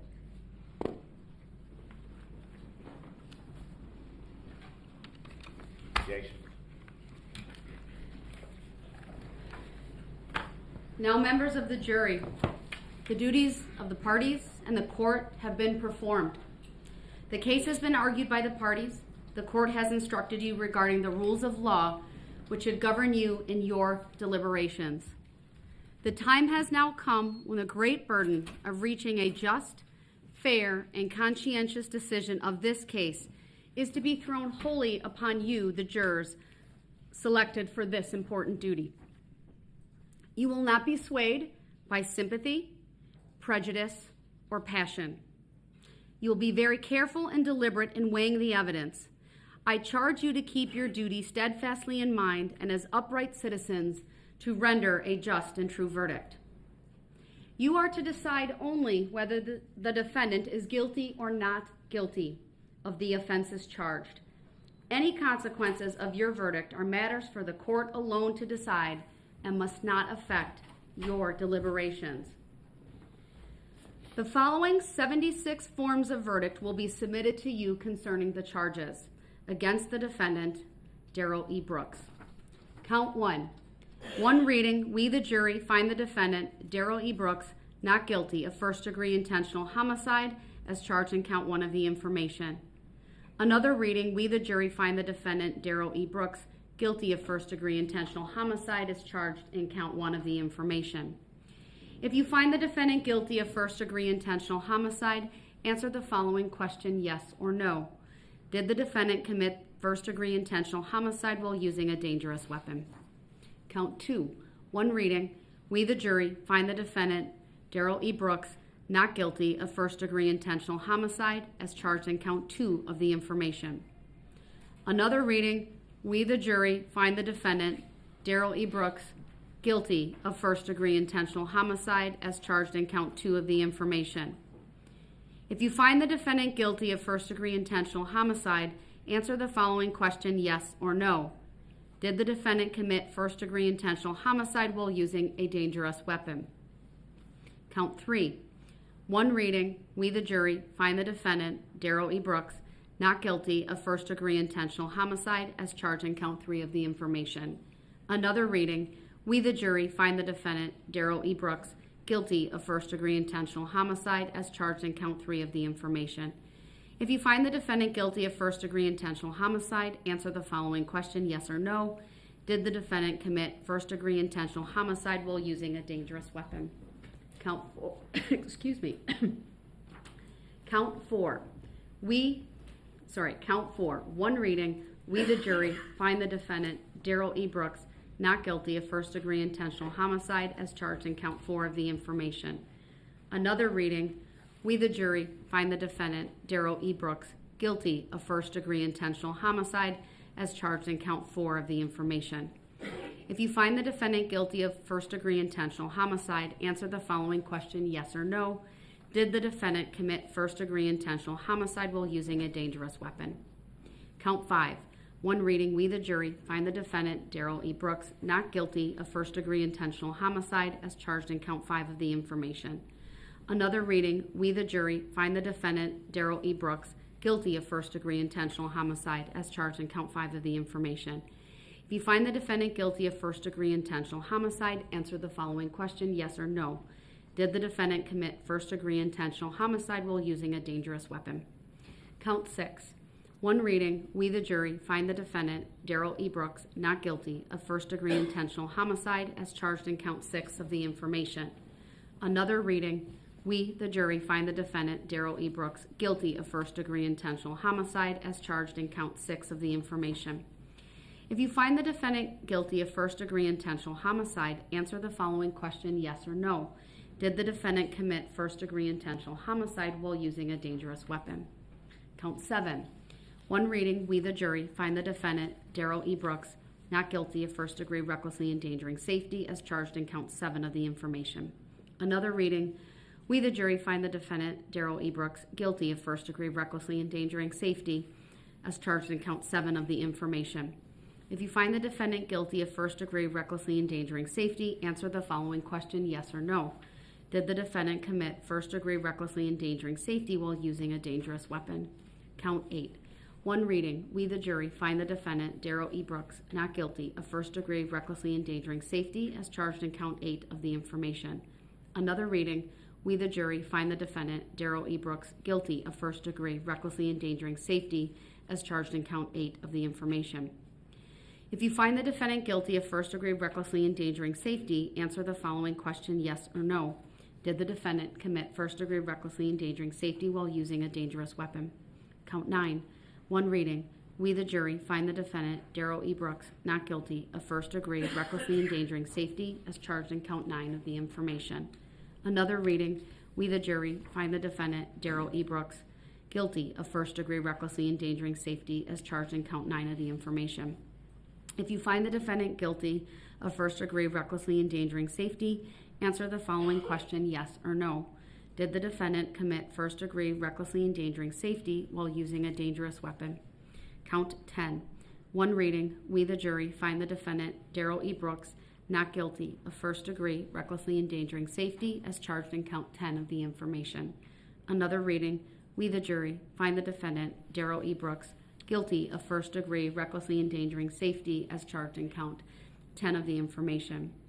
If you find the defendant guilty of first-degree recklessly endangering safety, answer the following question, yes or no. Did the defendant commit first-degree recklessly endangering safety while using a dangerous weapon? Count 11. One reading, we the jury find the defendant, Darrell E. Brooks, not guilty of first-degree recklessly endangering safety as charged in count 11 of the information. Another reading, we the jury find the defendant, Darrell E. Brooks, guilty of first-degree recklessly endangering safety as charged in count 11 of the information. If you find the defendant guilty of first-degree recklessly endangering safety, answer the following question, yes or no. Did the defendant commit first-degree recklessly endangering safety while using a dangerous weapon? Count 12. One reading, we the jury find the defendant, Darrell E. Brooks, not guilty of first-degree recklessly endangering safety as charged in count 12 of the information. Another reading, we the jury find the defendant, Darrell E. Brooks, guilty of first-degree recklessly endangering safety as charged in count 12 of the information. If you find the defendant guilty of first-degree recklessly endangering safety, answer the following question, yes or no. Did the defendant commit first-degree recklessly endangering safety while using a dangerous weapon? Count 13. One reading, we the jury find the defendant, Darrell E. Brooks, not guilty of first-degree recklessly endangering safety as charged in count 13 of the information. Another reading, we the jury find the defendant, Darrell E. Brooks, guilty of first-degree recklessly endangering safety as charged in count 13 of the information. If you find the defendant guilty of first-degree recklessly endangering safety, answer the following question, yes or no. Did the defendant commit first-degree recklessly endangering safety while using a dangerous weapon? Count 14. One reading, we the jury find the defendant, Darrell E. Brooks, not guilty of first-degree recklessly endangering safety as charged in count 14 of the information. Another reading, we the jury find the defendant, Darrell E. Brooks, guilty of first-degree recklessly endangering safety as charged in count 14 of the information. If you find the defendant guilty of first-degree recklessly endangering safety, answer the following question, yes or no. Did the defendant commit first-degree recklessly endangering safety while using a dangerous weapon? Count 15. One reading, we the jury find the defendant, Darrell E. Brooks, not guilty of first-degree recklessly endangering safety as charged in count 15 of the information. Another reading, we the jury find the defendant, Darrell E. Brooks, guilty of first-degree recklessly endangering safety as charged in count 15 of the information. If you find the defendant guilty of first-degree recklessly endangering safety, answer the following question, yes or no. Did the defendant commit first-degree recklessly endangering safety while using a dangerous weapon? Count 16. One reading, we the jury find the defendant, Darrell E. Brooks, not guilty of first-degree recklessly endangering safety as charged in count 16 of the information. Another reading, we the jury find the defendant, Darrell E. Brooks, guilty of first-degree recklessly endangering safety as charged in count 16 of the information. If you find the defendant guilty of first-degree recklessly endangering safety, answer the following question, yes or no. Did the defendant commit first-degree recklessly endangering safety while using a dangerous weapon? Count 17, one reading. We, the jury, find the defendant, Darrell E. Brooks, not guilty of first-degree recklessly endangering safety as charged in count 17 of the information. Another reading. We, the jury, find the defendant, Darrell E. Brooks, guilty of first-degree recklessly endangering safety as charged in count 17 of the information. If you find the defendant guilty of first-degree recklessly endangering safety, answer the following question, yes or no. Did the defendant commit first-degree recklessly endangering safety while using a dangerous weapon? Count 18, one reading. We, the jury, find the defendant, Darrell E. Brooks, not guilty of first-degree recklessly endangering safety as charged in count 18 of the information. Another reading. We, the jury, find the defendant, Darrell E. Brooks, guilty of first-degree recklessly endangering safety as charged in count 18 of the information. If you find the defendant guilty of first-degree recklessly endangering safety, answer the following question, yes or no. Did the defendant commit first-degree recklessly endangering safety while using a dangerous weapon? Count 19, one reading. We, the jury, find the defendant, Darrell E. Brooks, not guilty of first-degree recklessly endangering safety as charged in count 19 of the information. Another reading. We, the jury, find the defendant, Darrell E. Brooks, guilty of first-degree recklessly endangering safety as charged in count 19 of the information. If you find the defendant guilty of first-degree recklessly endangering safety, answer the following question, yes or no. Did the defendant commit first-degree recklessly endangering safety while using a dangerous weapon? Count 20, one reading. We, the jury, find the defendant, Darrell E. Brooks, not guilty of first-degree recklessly endangering safety as charged in count 20 of the information. Another reading. We, the jury, find the defendant, Darrell E. Brooks, guilty of first-degree recklessly endangering safety as charged in count 20 of the information. If you find the defendant guilty of first-degree recklessly endangering safety, answer the following question, yes or no. Did the defendant commit first-degree recklessly endangering safety while using a dangerous weapon? Count 21, one reading. We, the jury, find the defendant, Darrell E. Brooks, not guilty of first-degree recklessly endangering safety as charged in count 21 of the information. Another reading. We, the jury, find the defendant, Darrell E. Brooks, guilty of first-degree recklessly endangering safety as charged in count 21 of the information. If you find the defendant guilty of first-degree recklessly endangering safety, answer the following question, yes or no. Did the defendant commit first-degree recklessly endangering safety while using a dangerous weapon? Count 22, one reading. We, the jury, find the defendant, Darrell E. Brooks, not guilty of first-degree recklessly endangering safety as charged in count 22 of the information. Another reading. We, the jury, find the defendant, Darrell E. Brooks, guilty of first-degree recklessly endangering safety as charged in count 22 of the information. If you find the defendant guilty of first-degree recklessly endangering safety, answer the following question, yes or no. Did the defendant commit first-degree recklessly endangering safety while using a dangerous weapon? Count 23, one reading. We, the jury, find the defendant, Darrell E. Brooks, not guilty of first-degree recklessly endangering safety as charged in count 23 of the information. Another reading. We, the jury, find the defendant, Darrell E. Brooks, guilty of first-degree recklessly endangering safety as charged in count 23 of the information. If you find the defendant guilty of first-degree recklessly endangering safety, answer the following question, yes or no. Did the defendant commit first-degree recklessly endangering safety while using a dangerous weapon? Count 24, one reading. We, the jury, find the defendant, Darrell E. Brooks, not guilty of first-degree recklessly endangering safety as charged in count 24 of the information.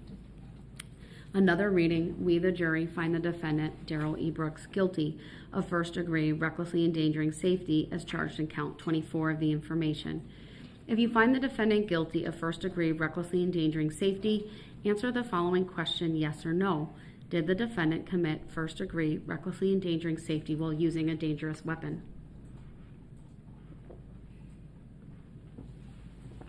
Count 25, one reading. We, the jury, find the defendant, Darrell E. Brooks, not guilty of first-degree recklessly endangering safety as charged in count 25 of the information. Another reading, we the jury find the defendant, Darrell E. Brooks, guilty of first-degree recklessly endangering safety as charged in count 25 of the information. If you find the defendant guilty of first-degree recklessly endangering safety, answer the following question, yes or no. Did the defendant commit first-degree recklessly endangering safety while using a dangerous weapon? Count 26, one reading, we the jury find the defendant, Darrell E. Brooks, not guilty of first-degree recklessly endangering safety as charged in count 26 of the information. Another reading, we the jury find the defendant, Darrell E. Brooks, guilty of first-degree recklessly endangering safety as charged in count 26 of the information. If you find the defendant guilty of first-degree recklessly endangering safety, answer the following question, yes or no. Did the defendant commit first-degree recklessly endangering safety while using a dangerous weapon? Count 27.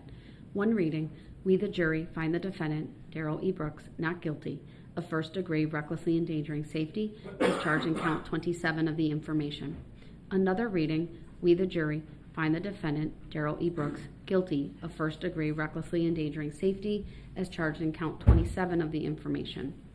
If you find the defendant guilty of first-degree recklessly endangering safety, answer the following question, yes or no. Did the defendant commit first-degree recklessly endangering safety while using a dangerous weapon? Count 28. One reading, we the jury find the defendant, Darrell E. Brooks, not guilty of first-degree recklessly endangering safety as charged in count 28 of the information.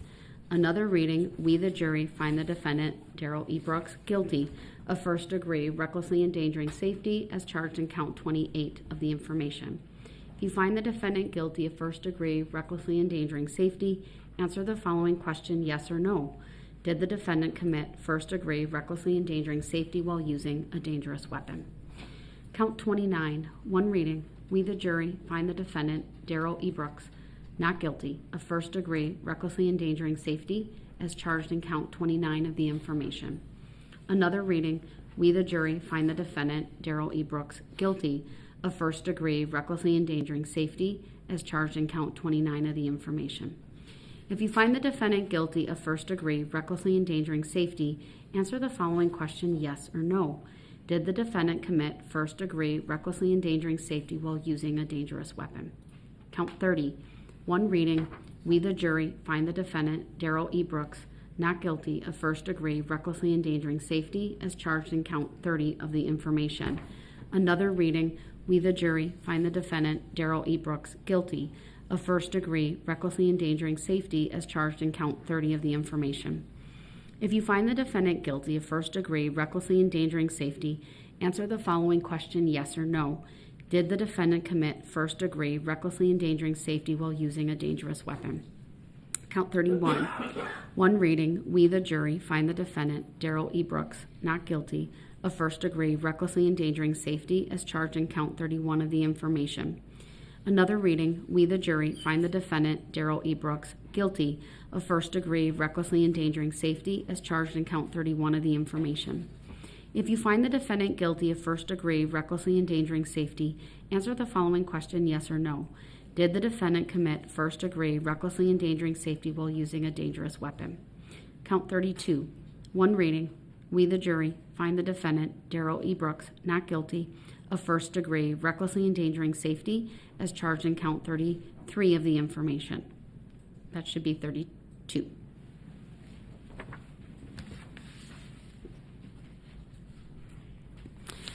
Another reading, we the jury find the defendant, Darrell E. Brooks, guilty of first-degree recklessly endangering safety as charged in count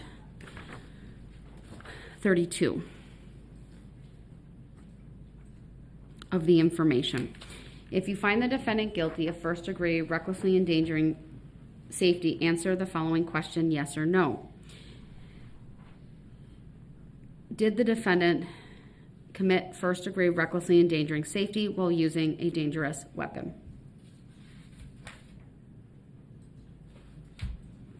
We're going to have you take a short stand break while I confer with Madam Clerk.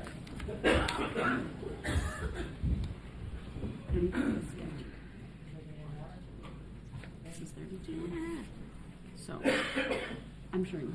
it sounds like this will need to be corrected.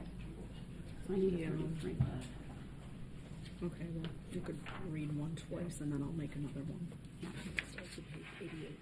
Got it.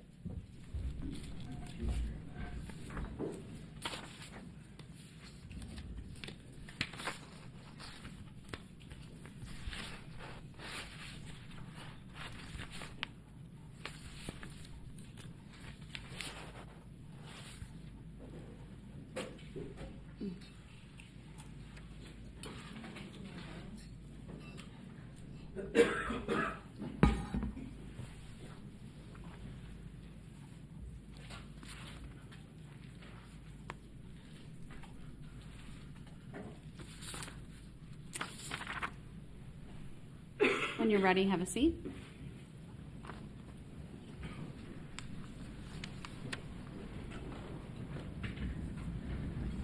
Count 33. One reading, we the jury find the defendant, Darrell E. Brooks, not guilty of first degree recklessly endangering safety as charged in count 33 of the information. Another reading, we the jury find the defendant, Darrell E. Brooks, guilty of first degree recklessly endangering safety as charged in count 33 of the information. If you find the defendant guilty of first degree recklessly endangering safety, answer the following question, yes or no. Did the defendant commit first degree recklessly endangering safety while using a dangerous weapon? Count 34. One reading, we the jury find the defendant, Darrell E. Brooks, not guilty of first degree recklessly endangering safety as charged in count 34 of the information. Another reading, we the jury find the defendant, Darrell E. Brooks, guilty of first degree recklessly endangering safety as charged in count 34 of the information. If you find the defendant guilty of first degree recklessly endangering safety, answer the following question, yes or no. Did the defendant commit first degree recklessly endangering safety while using a dangerous weapon? Count 35. One reading, we the jury find the defendant, Darrell E. Brooks, not guilty of first degree recklessly endangering safety as charged in count 35 of the information. Another reading, we the jury find the defendant, Darrell E. Brooks, guilty of first degree recklessly endangering safety as charged in count 35 of the information. If you find the defendant guilty of first degree recklessly endangering safety, answer the following question, yes or no. Did the defendant commit first degree recklessly endangering safety while using a dangerous weapon? Count 36. One reading, we the jury find the defendant, Darrell E. Brooks, not guilty of first degree recklessly endangering safety as charged in count 36 of the information. Another reading, we the jury find the defendant, Darrell E. Brooks, guilty of first degree recklessly endangering safety as charged in count 36 of the information. If you find the defendant guilty of first degree recklessly endangering safety, answer the following question, yes or no. Did the defendant commit first degree recklessly endangering safety while using a dangerous weapon? Count 37. One reading, we the jury find the defendant, Darrell E. Brooks, not guilty of first degree recklessly endangering safety as charged in count 37 of the information. Another reading, we the jury find the defendant, Darrell E. Brooks, guilty of first degree recklessly endangering safety as charged in count 37 of the information. If you find the defendant guilty of first degree recklessly endangering safety, answer the following question, yes or no. Did the defendant commit first degree recklessly endangering safety while using a dangerous weapon? Count 38. One reading, we the jury find the defendant, Darrell E. Brooks, not guilty of first degree recklessly endangering safety as charged in count 38 of the information. Another reading, we the jury find the defendant, Darrell E. Brooks, guilty of first degree recklessly endangering safety as charged in count 38 of the information. If you find the defendant guilty of first degree recklessly endangering safety, answer the following question, yes or no. Did the defendant commit first degree recklessly endangering safety while using a dangerous weapon? Count 39. One reading, we the jury find the defendant, Darrell E. Brooks, not guilty of first degree recklessly endangering safety as charged in count 39 of the information. Another reading, we the jury find the defendant, Darrell E. Brooks, guilty of first degree recklessly endangering safety as charged in count 39 of the information. If you find the defendant guilty of first degree recklessly endangering safety, answer the following question, yes or no. Did the defendant commit first degree recklessly endangering safety while using a dangerous weapon? Count 40. One reading, we the jury find the defendant, Darrell E. Brooks, not guilty of first degree recklessly endangering safety as charged in count 40 of the information. Another reading, we the jury find the defendant, Darrell E. Brooks, guilty of first degree recklessly endangering safety as charged in count 40 of the information. If you find the defendant guilty of first degree recklessly endangering safety, answer the following question, yes or no. Did the defendant commit first degree recklessly endangering safety while using a dangerous weapon? Count 41. One reading, we the jury find the defendant, Darrell E. Brooks, not guilty of first degree recklessly endangering safety as charged in count 41 of the information. Another reading, we the jury find the defendant, Darrell E. Brooks, guilty of first degree recklessly endangering safety as charged in count 41 of the information. If you find the defendant guilty of first degree recklessly endangering safety, answer the following question, yes or no. Did the defendant commit first degree recklessly endangering safety while using a dangerous weapon?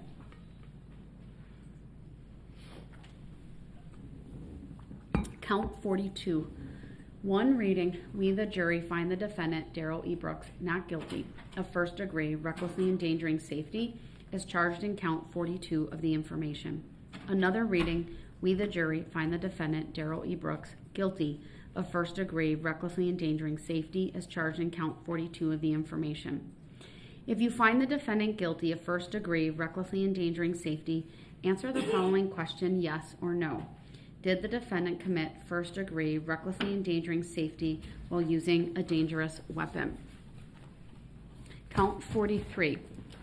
One reading, we, the jury, find the defendant, Darrell E. Brooks, not guilty of first degree recklessly endangering safety as charged in count 43 of the information. Another reading, we, the jury, find the defendant, Darrell E. Brooks, guilty of first degree recklessly endangering safety as charged in count 43 of the information. If you find the defendant guilty of first degree recklessly endangering safety, answer the following question, yes or no. Did the defendant commit first degree recklessly endangering safety while using a dangerous weapon? Count 44.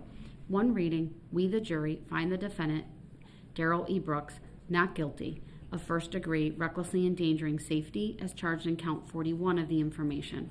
Another reading, we the jury find the defendant, Darrell E. Brooks, guilty of first degree recklessly endangering safety as charged in count 44 of the information. If you find the defendant guilty of first degree recklessly endangering safety, answer the following question, yes or no. Did the defendant commit first degree recklessly endangering safety while using a dangerous weapon? Count 45. One reading, we the jury find the defendant, Darrell E. Brooks, not guilty of first degree recklessly endangering safety as charged in count 45 of the information. Another reading, we the jury find the defendant, Darrell E. Brooks, guilty of first degree recklessly endangering safety as charged in count 45 of the information. If you find the defendant guilty of first degree recklessly endangering safety, answer the following question, yes or no.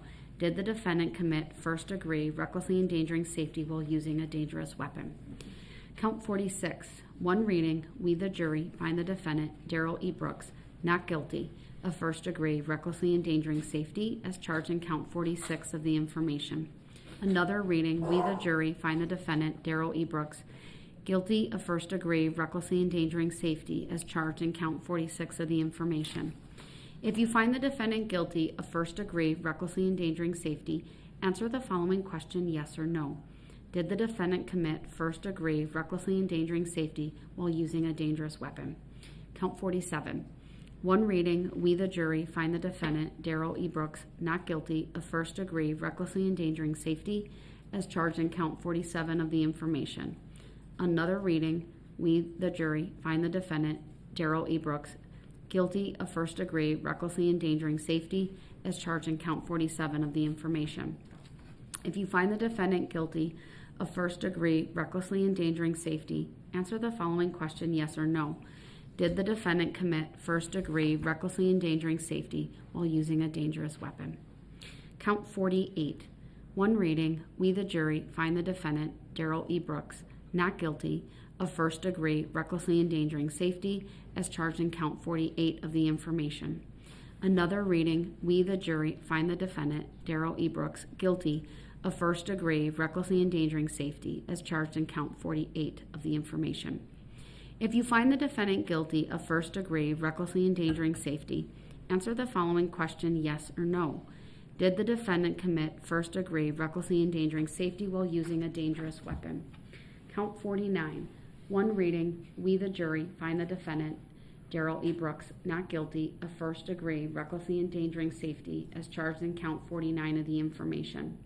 Another reading, we, the jury, find the defendant, Darrell E. Brooks, guilty of first-degree recklessly endangering safety as charged in count 49 of the information. If you find the defendant guilty of first-degree recklessly endangering safety, answer the following question, yes or no. Did the defendant commit first-degree recklessly endangering safety while using a dangerous weapon? Count 50. One reading, we, the jury, find the defendant, Darrell E. Brooks, not guilty of first-degree recklessly endangering safety as charged in count 50 of the information. Another reading, we, the jury, find the defendant, Darrell E. Brooks, guilty of first-degree recklessly endangering safety as charged in count 50 of the information. If you find the defendant guilty of first-degree recklessly endangering safety, answer the following question, yes or no. Did the defendant commit first-degree recklessly endangering safety while using a dangerous weapon? Count 51. One reading, we, the jury, find the defendant, Darrell E. Brooks, not guilty of first-degree recklessly endangering safety as charged in count 51 of the information. Another reading, we, the jury, find the defendant, Darrell E. Brooks, guilty of first-degree recklessly endangering safety as charged in count 51 of the information.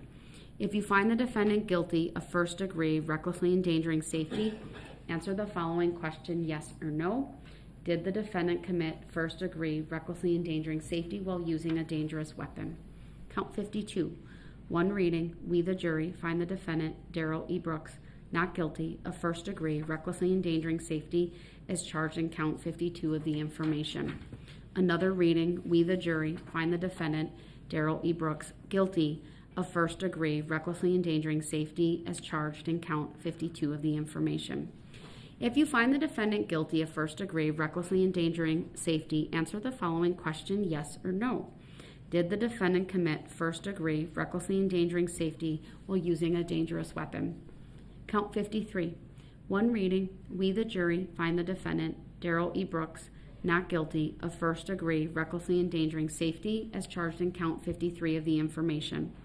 Another reading, we, the jury, find the defendant, Darrell E. Brooks, guilty of first-degree recklessly endangering safety as charged in count 53 of the information.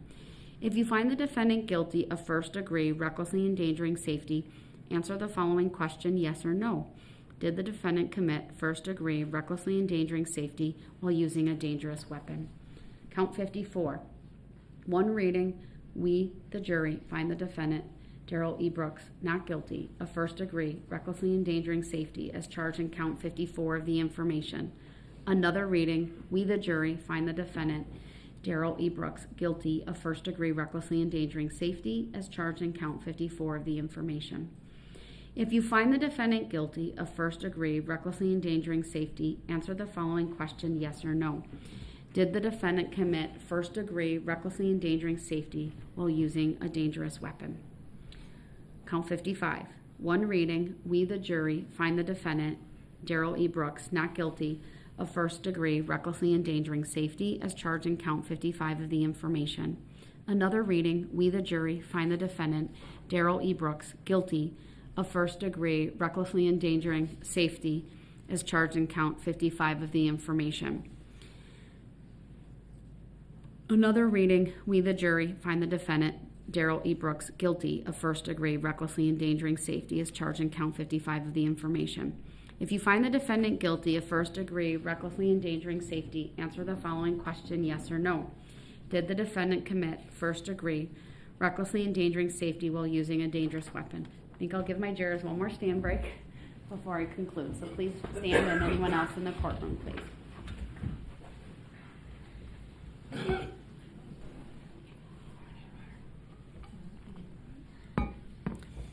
You can add them to this. Yep. And here's, if you want these too. For now. That's more. Oh, yeah, I did, redid all those. Oh, did it? Yeah.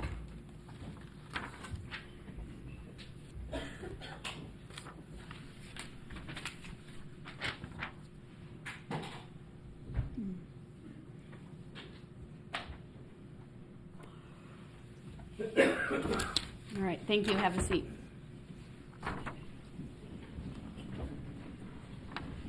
Count 56. One reading, we the jury find the defendant, Darrell E. Brooks, not guilty of first degree recklessly endangering safety as charged in count 56 of the information.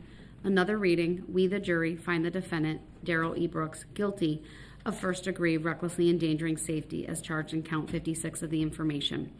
If you find the defendant guilty of first degree recklessly endangering safety, answer the following question, yes or no. Did the defendant commit first degree recklessly endangering safety while using a dangerous weapon? Count 57. One reading, we the jury find the defendant, Darrell E. Brooks, not guilty of first degree recklessly endangering safety as charged in count 57 of the information. Another reading, we the jury find the defendant, Darrell E. Brooks, guilty of first degree recklessly endangering safety as charged in count 57 of the information. If you find the defendant guilty of first degree recklessly endangering safety, answer the following question, yes or no. Did the defendant commit first degree recklessly endangering safety while using a dangerous weapon? Count 58. One reading, we the jury find the defendant, Darrell E. Brooks, not guilty of first degree recklessly endangering safety as charged in count 58 of the information. Another reading, we the jury find the defendant, Darrell E. Brooks, guilty of first degree recklessly endangering safety as charged in count 58 of the information. If you find the defendant guilty of first degree recklessly endangering safety, answer the following question, yes or no. Did the defendant commit first degree recklessly endangering safety while using a dangerous weapon? Count 59. One reading, we the jury find the defendant, Darrell E. Brooks, not guilty of first degree recklessly endangering safety as charged in count 59 of the information. Another reading, we the jury find the defendant, Darrell E. Brooks, guilty of first degree recklessly endangering safety as charged in count 59 of the information. If you find the defendant guilty of first degree recklessly endangering safety, answer the following question, yes or no. Did the defendant commit first degree recklessly endangering safety while using a dangerous weapon? Count 60. One reading, we the jury find the defendant, Darrell E. Brooks, not guilty of first degree recklessly endangering safety as charged in count 60 of the information. Another reading, we the jury find the defendant, Darrell E. Brooks, guilty of first degree recklessly endangering safety as charged in count 60 of the information. If you find the defendant guilty of first degree recklessly endangering safety, answer the following question, yes or no. Did the defendant commit first degree recklessly endangering safety while using a dangerous weapon? Count 61.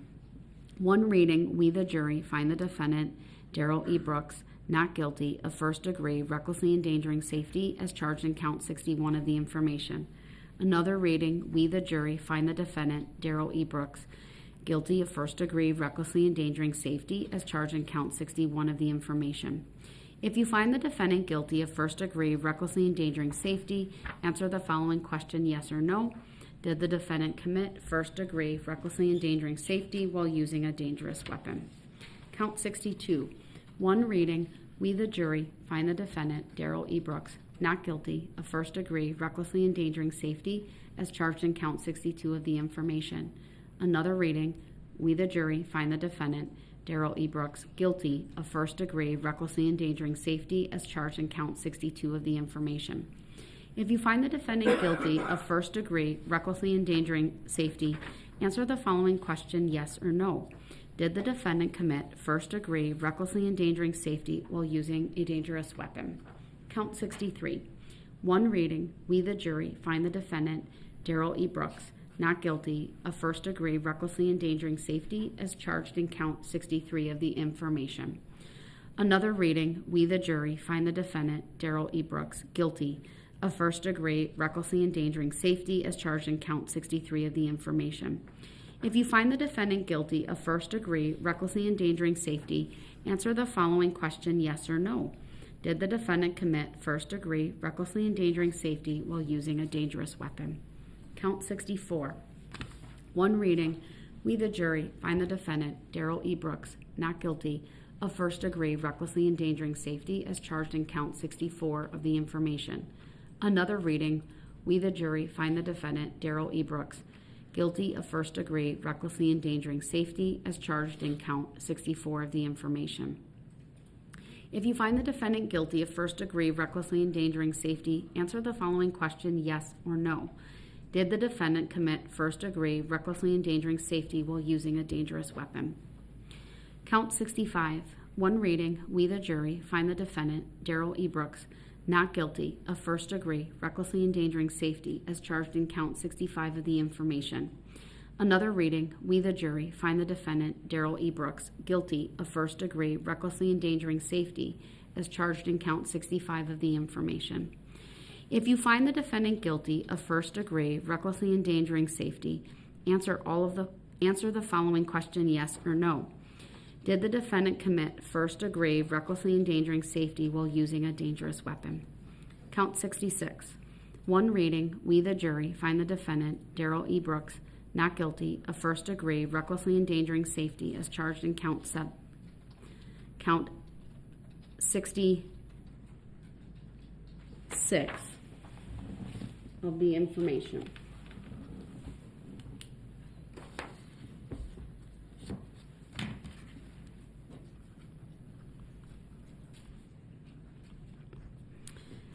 I'll just repeat count 66.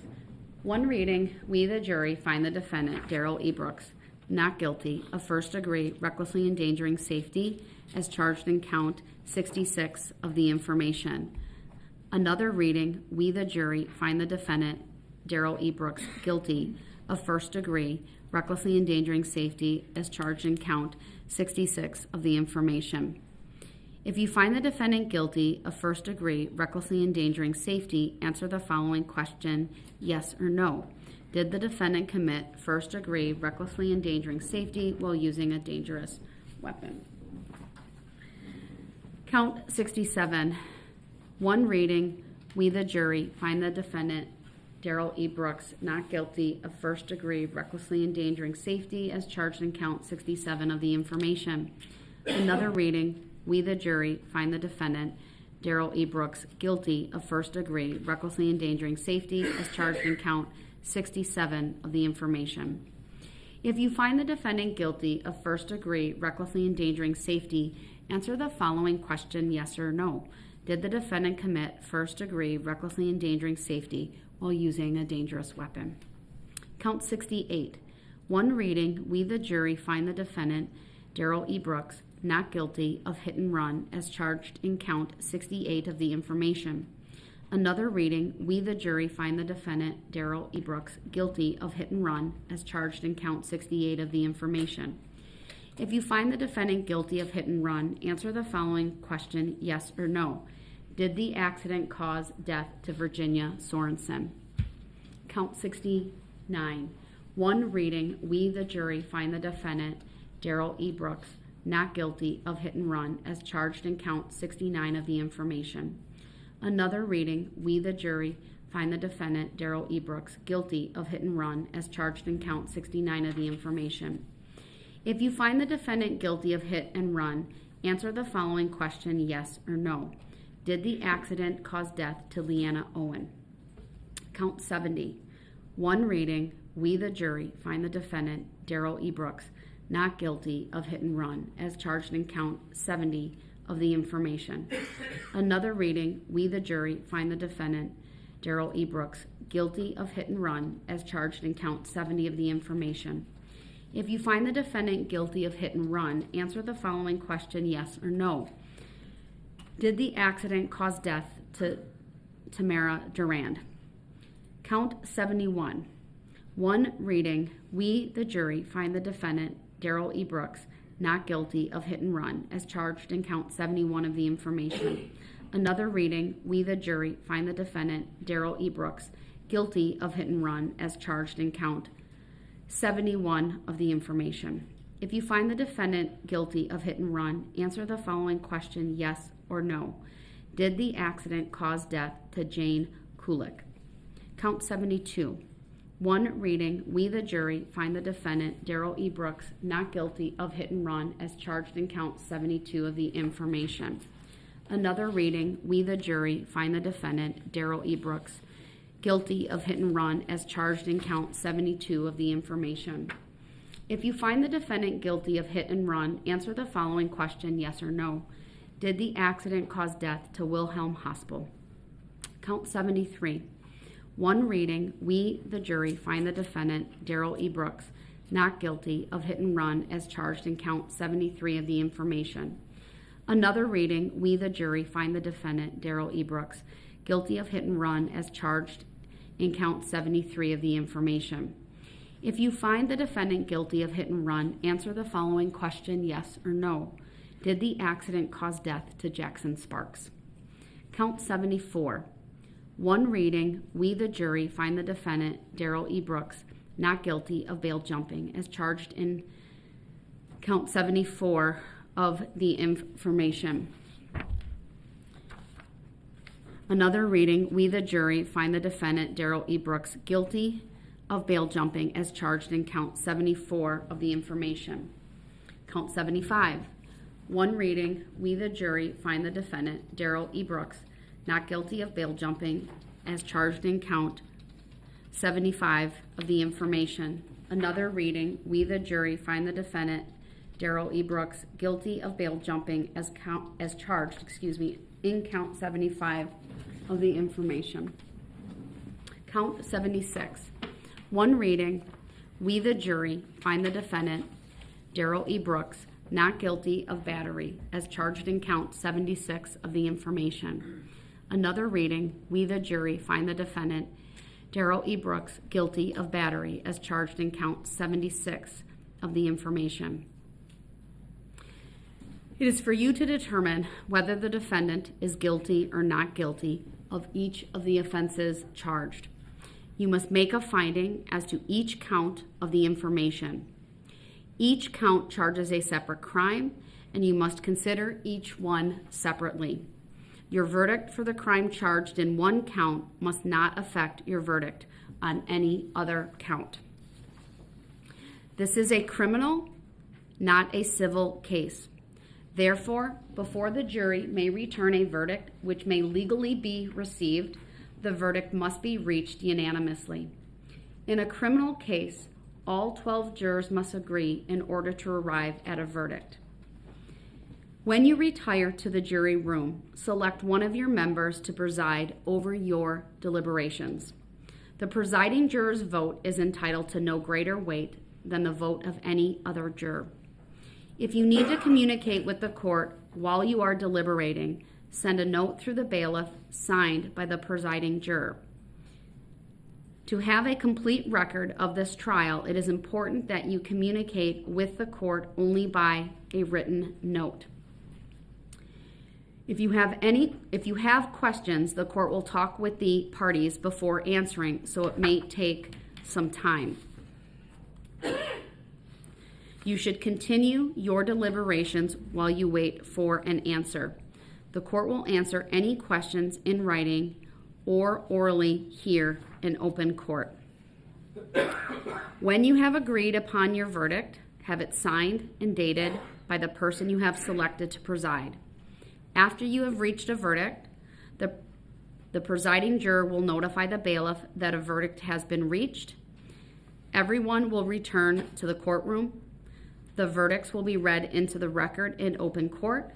The court may ask each of you if you agree with the verdicts.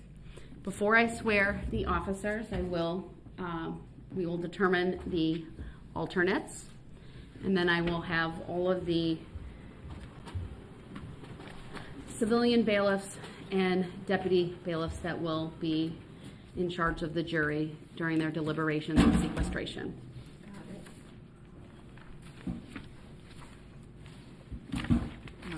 Wait, hold on. Yeah, let's.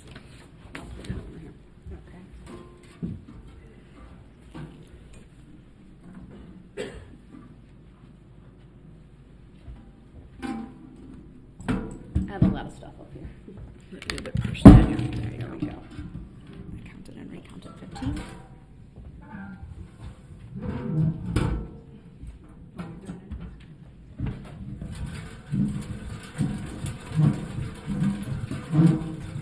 So we have placed each one of your numbers in the tumbler. I'm going to draw 3 numbers. Those numbers will be the alternates, who will nonetheless be sequestered in the event we would need to call upon one of you to replace another juror.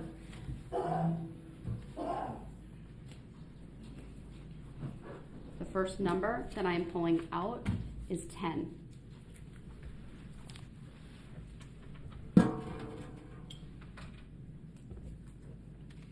The second number I am pulling out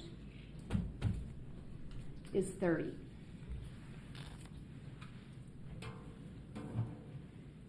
And the third number I am pulling out is 1. I want to confirm that I still have 12. I know Madam Clerk did it, but I will also do that to be sure.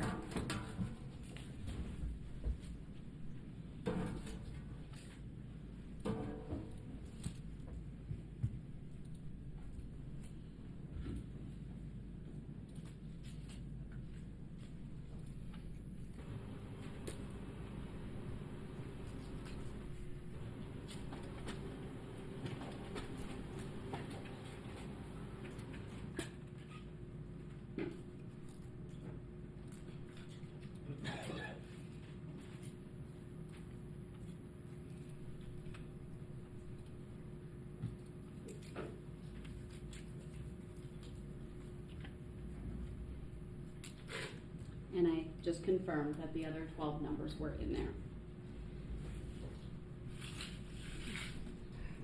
I'll put those back in and then we'll make a record of that. All right, then I will need all of the deputies and civilian bailiffs to come up and be sworn on the record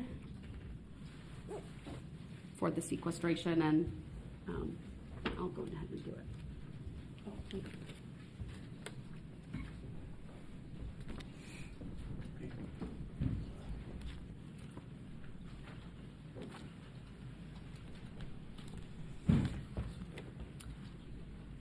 Clerk of Court Taz, why don't you join them just in case you're needed?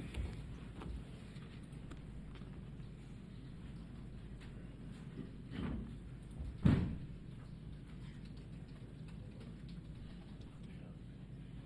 right, would you all please raise your right hand?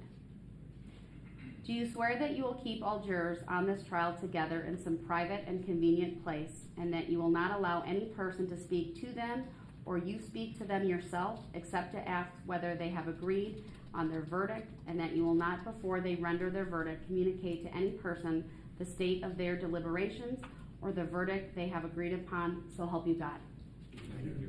All right, and then Madam Clerk will just make a record of who you all are.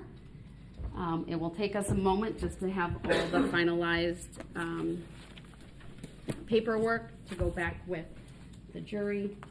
I do have all of the verdict forms, if I want to give that to Jen.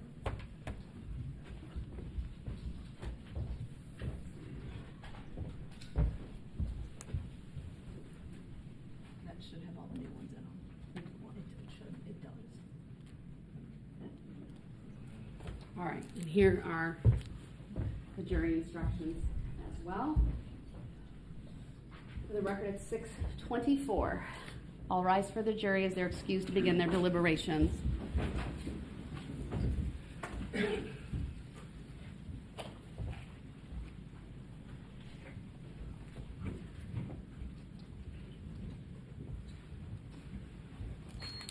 We'll make a record of what she did previously.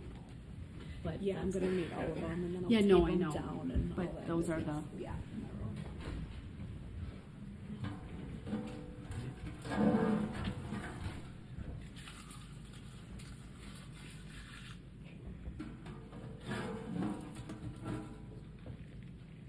Is that closed? No. All right, thank you. You may be seated. just so the record is clear, the alternates, of course, will not be participating in the deliberations. They will be in a separate jury deliberation room, and will only be called upon if needed, of course, after consultation with the parties. As far as how late I will let them deliberate tonight, we have ordered dinner for them. I believe it will be here shortly. And I really will leave it up to them as to how late they want to deliberate before they would want a break and then to retire for the evening. They are under a sequestration order, so they will be kept separate and apart. Their electronics have been confiscated, and they will not be going home until verdicts have been reached or they are discharged from the court, whichever would occur sooner. Anything else the parties would want me to address at this moment from the state? Thank you, Judge. Anything from you, sir? Yep.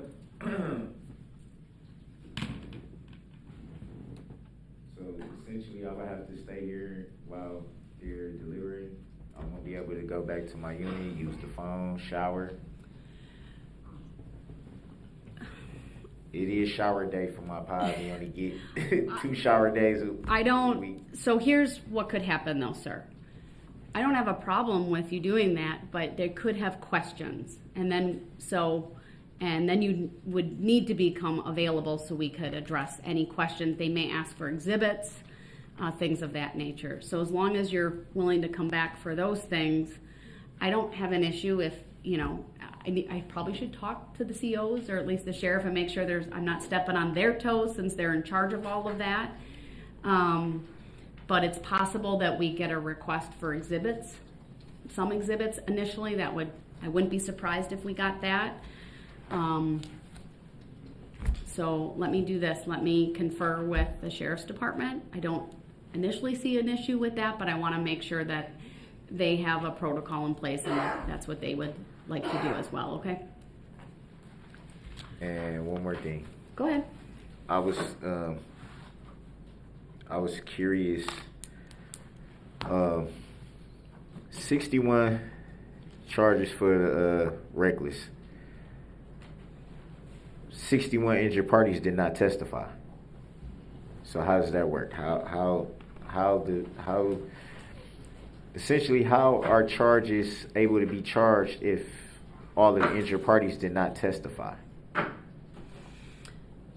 From my perspective, sir, the state presented their theory of the case, and there was sufficient evidence regarding the charges to go forward to the jury. I can't further explain it from there because that would require me to explain the law. And I guess that's all I can really say about it at this point. I got a point though. I'm sorry? I got a point though. I'm not going to comment on that, sir. Of course, the state bears the burden of proof, and they have to convince a jury beyond a reasonable doubt. For better or for worse, sir, I was not presented with any motions to dismiss, either at the end of the state's case or the close of the evidence, regarding any legal arguments you may have had regarding those issues. And so at this point, the jury has the case, and they will determine their verdicts. If there are issues of law that you want to raise after the verdicts are received, then you'll have to make that determination. Yeah, that has to be raised because essentially you can't, if no injured party testifies, then it shouldn't be a charge. I disagree with that characterization, sir, but there is frankly no motion in front of me based in law or fact, so for me to comment any further would require me to give an advisory opinion, which I'm not willing to do. So you're saying I need to make a motion? So what I will say at this point is I do have one issue that I would like to raise with the parties. I frankly I need a break a little bit. I mean, obviously the court has to stay open. I know my dinner is coming. and I think it's reasonable. I need to put a few things together, but I do need to make a record of some information that I received earlier today, so that the parties are advised of that. But I will do that. Let me confer with the Sheriff's Department about your requests. I'd like to take in about 30 minutes, address the issues that I need to address, or the issue. And I want to find out if that would interfere with your request about taking a shower and all of that. So if you can hold tight and stay with us for a little bit, that would be great. And I'll confer with the Sheriff's Department and have a more definitive answer for you shortly, okay? Can I get my filings? You want the originals back. If Madam Clerk has scanned them all in and they're uploaded, I don't have an issue giving you the originals back. They will have the date stamp. They don't have a time because they were filed in court. When he put the time on, I also, so that you knew they were in there, printed them after I scanned them in, so it has a document number. So you're getting 2 copies. So you'll have that, okay? See, I didn't interrupt you, see? I'm sorry? I said, see, I didn't interrupt you. Thank you, I appreciate that. I would like the parties back in about a half an hour. Thank you, unless they have a question sooner.